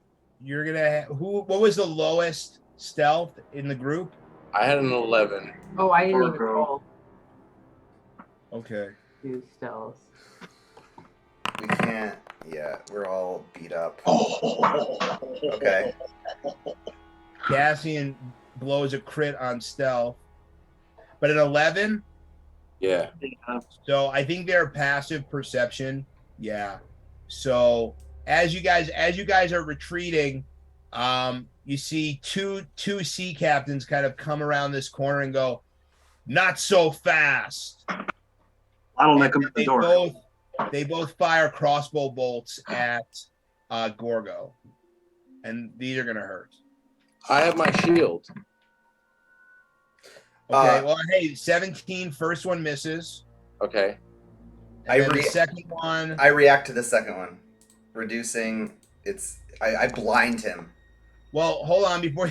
Okay. I mean, I know you're playing fair. Second one's a 10. Second one also misses. I can't see your rolls, so it's hard to. No, I know. Yeah. Okay. I know. But then the sea captain says, "R, we be the last you have to get through to get upstairs." Let's charge. We're going the wrong way. We gotta go to the basement. Sorry, we're going the wrong way. We're looking for the basement. Yeah, we'll be back. The same elevator be taking you to the basement, but not before our pirate crew be taking you to Davy Jones' locker. I heard you, but we're going downstairs first, and we'll be back in about 10 minutes. He doesn't understand me, guys.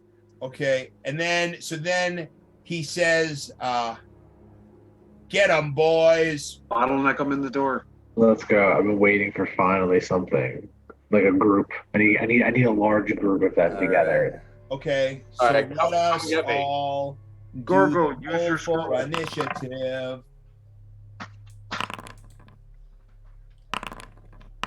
Why are there so many dice? Actually, sorry, I gotta reset the initiative. Sorry. Can I keep my initiative Why rolling? are there so many dice? I rolled a 19. Yeah, can I keep mine?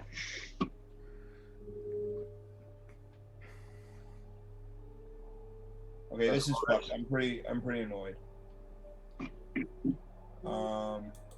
There's so many dice. Manually, I hate when this happens. Well, it's not happening on our screen. We're not seeing it. I know.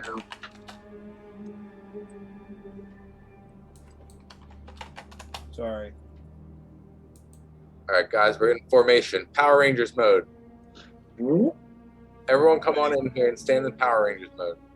Well, what I will tell you right now is we got some good things. Okay, so I think this is going to be the last encounter before we end the night. We don't need a break, right? We're just going to go for it? Yeah. So let's knock this guys out. Okay, sorry. 4 people haven't rolled initiative. Oh, because you made us roll again?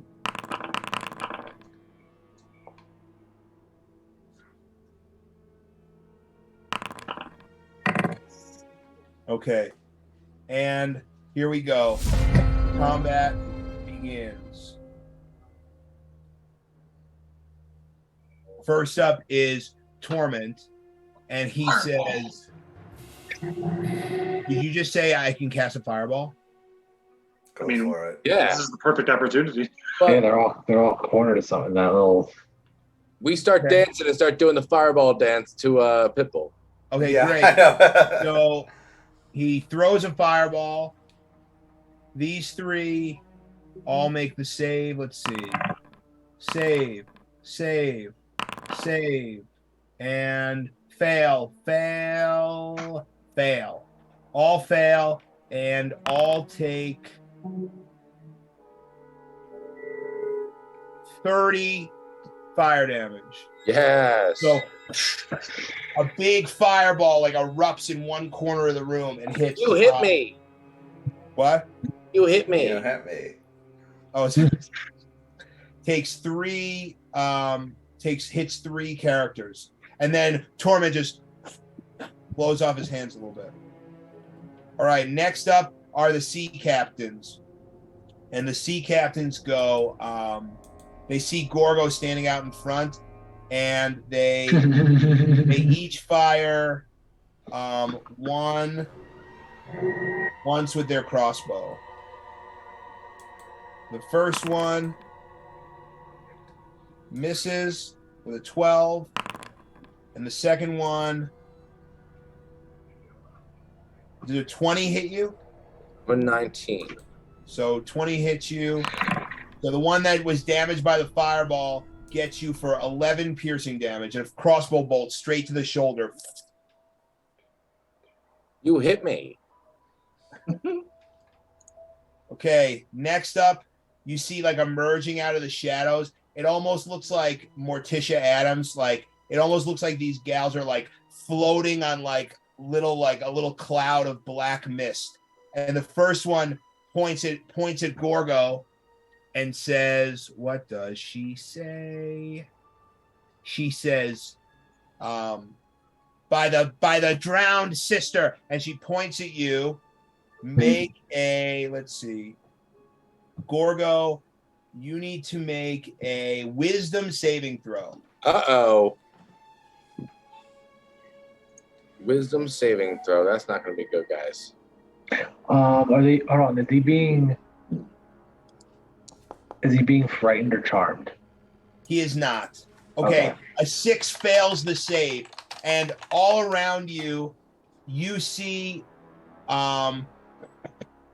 these black, dark tentacles kind of like appear out of nowhere.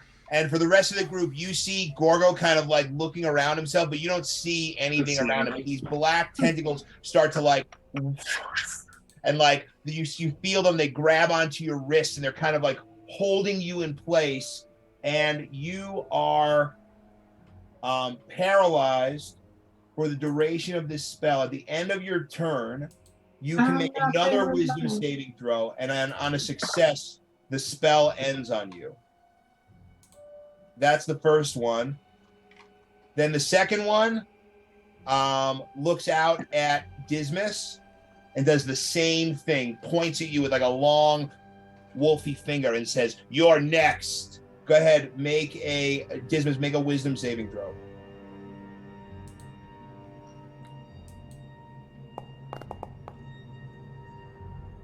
You fail to save with a 6.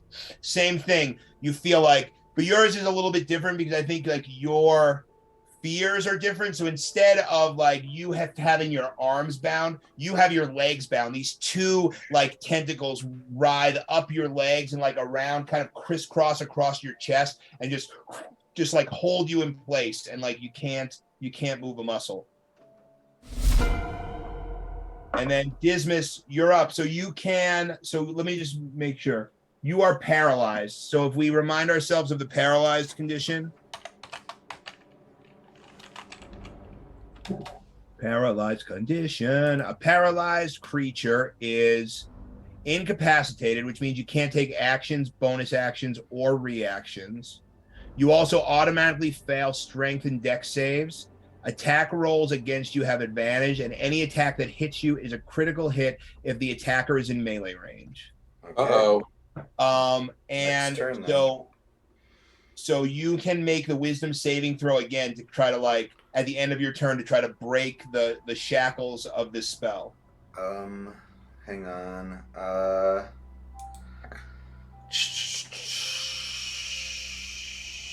What was Torment Divination cubes again? I don't remember.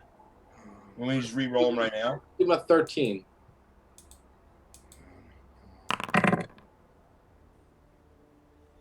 I just re-rolled. I got a 13 and a 1. Sounds like a plan. Okay. Great idea. I love that one. Okay. So, Dismas, you want to make that wisdom save? Oh, you did. Okay. Why? Wait. Why? Well, no. I'm trying to find a. No, I can't. Okay. I had a thing I thought I might be able to do, but I can't. All right, so here we go. Wisdom saving throw. 10. Okay, 10 fails to save. Okay. All right, that's it. Next up. Weird. Oh, I see. I hate when it does that. It splits the groups. Okay, so then one more acolyte kind of like slithers up from the shadows. And then what she will do is she, instead of casting Hold Person, she will actually cast the Black Flame. So she'll cast the Black Flame, and then she says, the Kraken Lord, bring down the Black Flame on you. And that requires a dexterity saving throw from Dismas that you automatically fail. And you take 12 necrotic damage. Necrotic damage, that be the devil's playthings. Okay. Now the swashbucklers are up, and they go charging on all fours, and they just don't have enough movement to get to you, but they are like right here, ready to attack. They'll kill me because they'll have critical. Okay, Gorgo, you're up. All right. Don't get too far ahead. Wisdom save, right? Yep.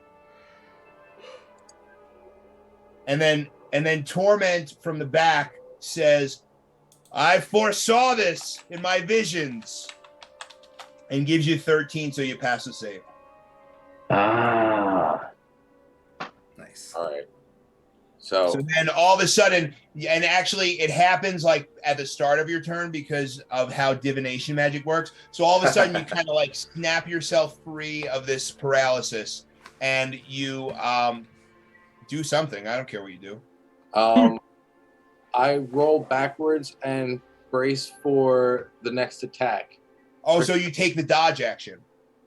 Yeah, and I brace for action in case someone makes a move on Thovur. Okay, great. I love the dodge action. That is awesome. Okay, Thovur, you're up, dude. All right. So, first thing, I'm going to utilize my necklace, and I will cast Fireball. Why can I not? Did I get skipped?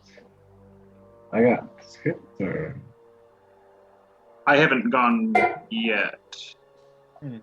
Oh, I guess Ezekiel did get skipped. Did he? Oh, I rolled a pretty high. I rolled 18 for have him go. Yeah, you were supposed to go before Gorgo. My bad. Okay. All right. All right. Well, I think I can do a little radius thing, right? I'm supposed to move back one space. How do you draw like a little circle? What are you trying to measure?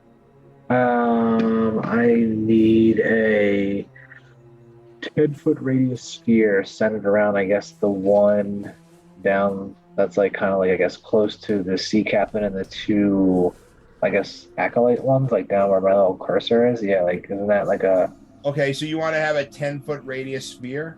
Yeah. So affect those three guys right there, right? Yep. Yeah, perfect. You can do that. Perfect. Okay. So then I'm going to cast, let's make sure this is a spell. Yes. Okay. So I'm going to cast on those three people's confusion. Okay. So let's see. Wisdom saves. Yeah. Oh, then there's a whole table of things of what happens if they fail on their turns. Let's see. First one fails. Second one passes. Third one passes. So the acolytes are spellcasters, so they both pass. The sea captain fails. Okay. Perfect. Now roll for the confusion. It's on this turn. On its turn. So this is on the Okay, we affected. did- An affected target can take reactions and must roll a D10 at the start of each of its turns to determine its behavior. Okay, so Thovur, you're up. Then Cassian, and then I actually, if you guys don't mind, I would like to call it because I'm just it's 12:30. It's like 12:30 for half of you, and we can come back mid combat next game. Can you just move me back one space? So let's talk about that because Thank you. it's Labor Day. Okay. Oh, is everyone still okay with playing?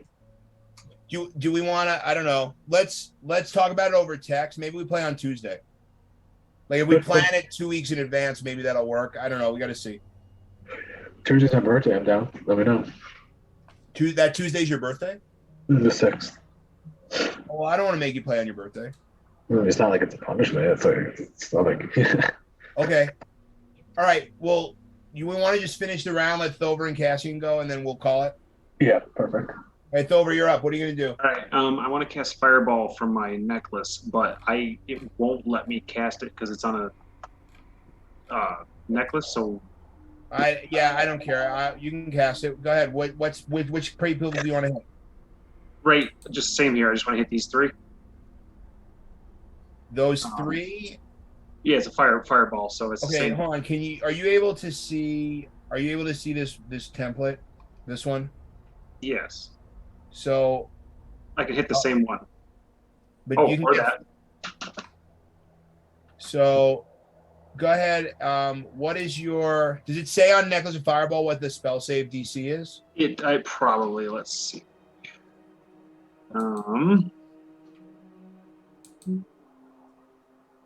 It's Let's make a dexterity saving throw. That's all it says. All right, we can use your spell save DC, which I think is 16. Where is that located? Yours is 16. So you have 1 fail and 3 passes. Roll 8d6.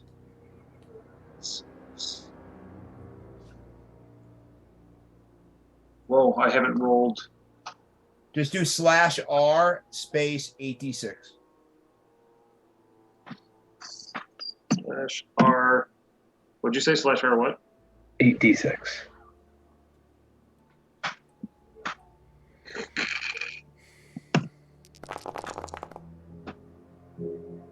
$32. Wow, your fireball did more than Rob's. Okay, so the swashbuckler fails, takes 32 damage, and you can see he's like literally singed here. Sorry, 1 second. So this guy, what just happened? I got kicked out of the game.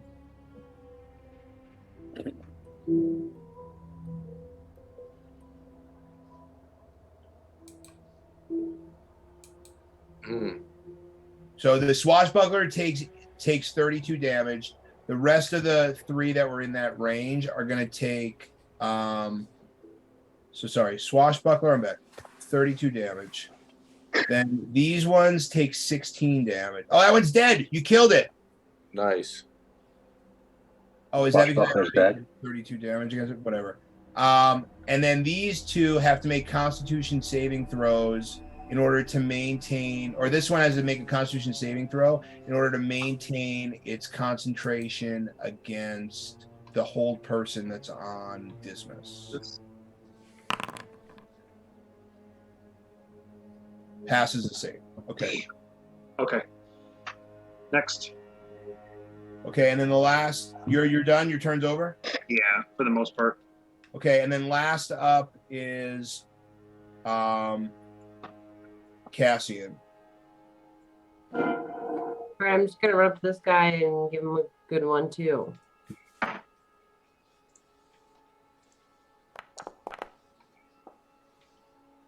Okay, 11.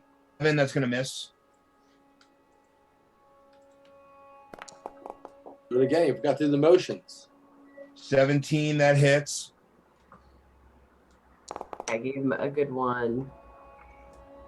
Okay, 8 damage. No, I'll use my bonus for another hit.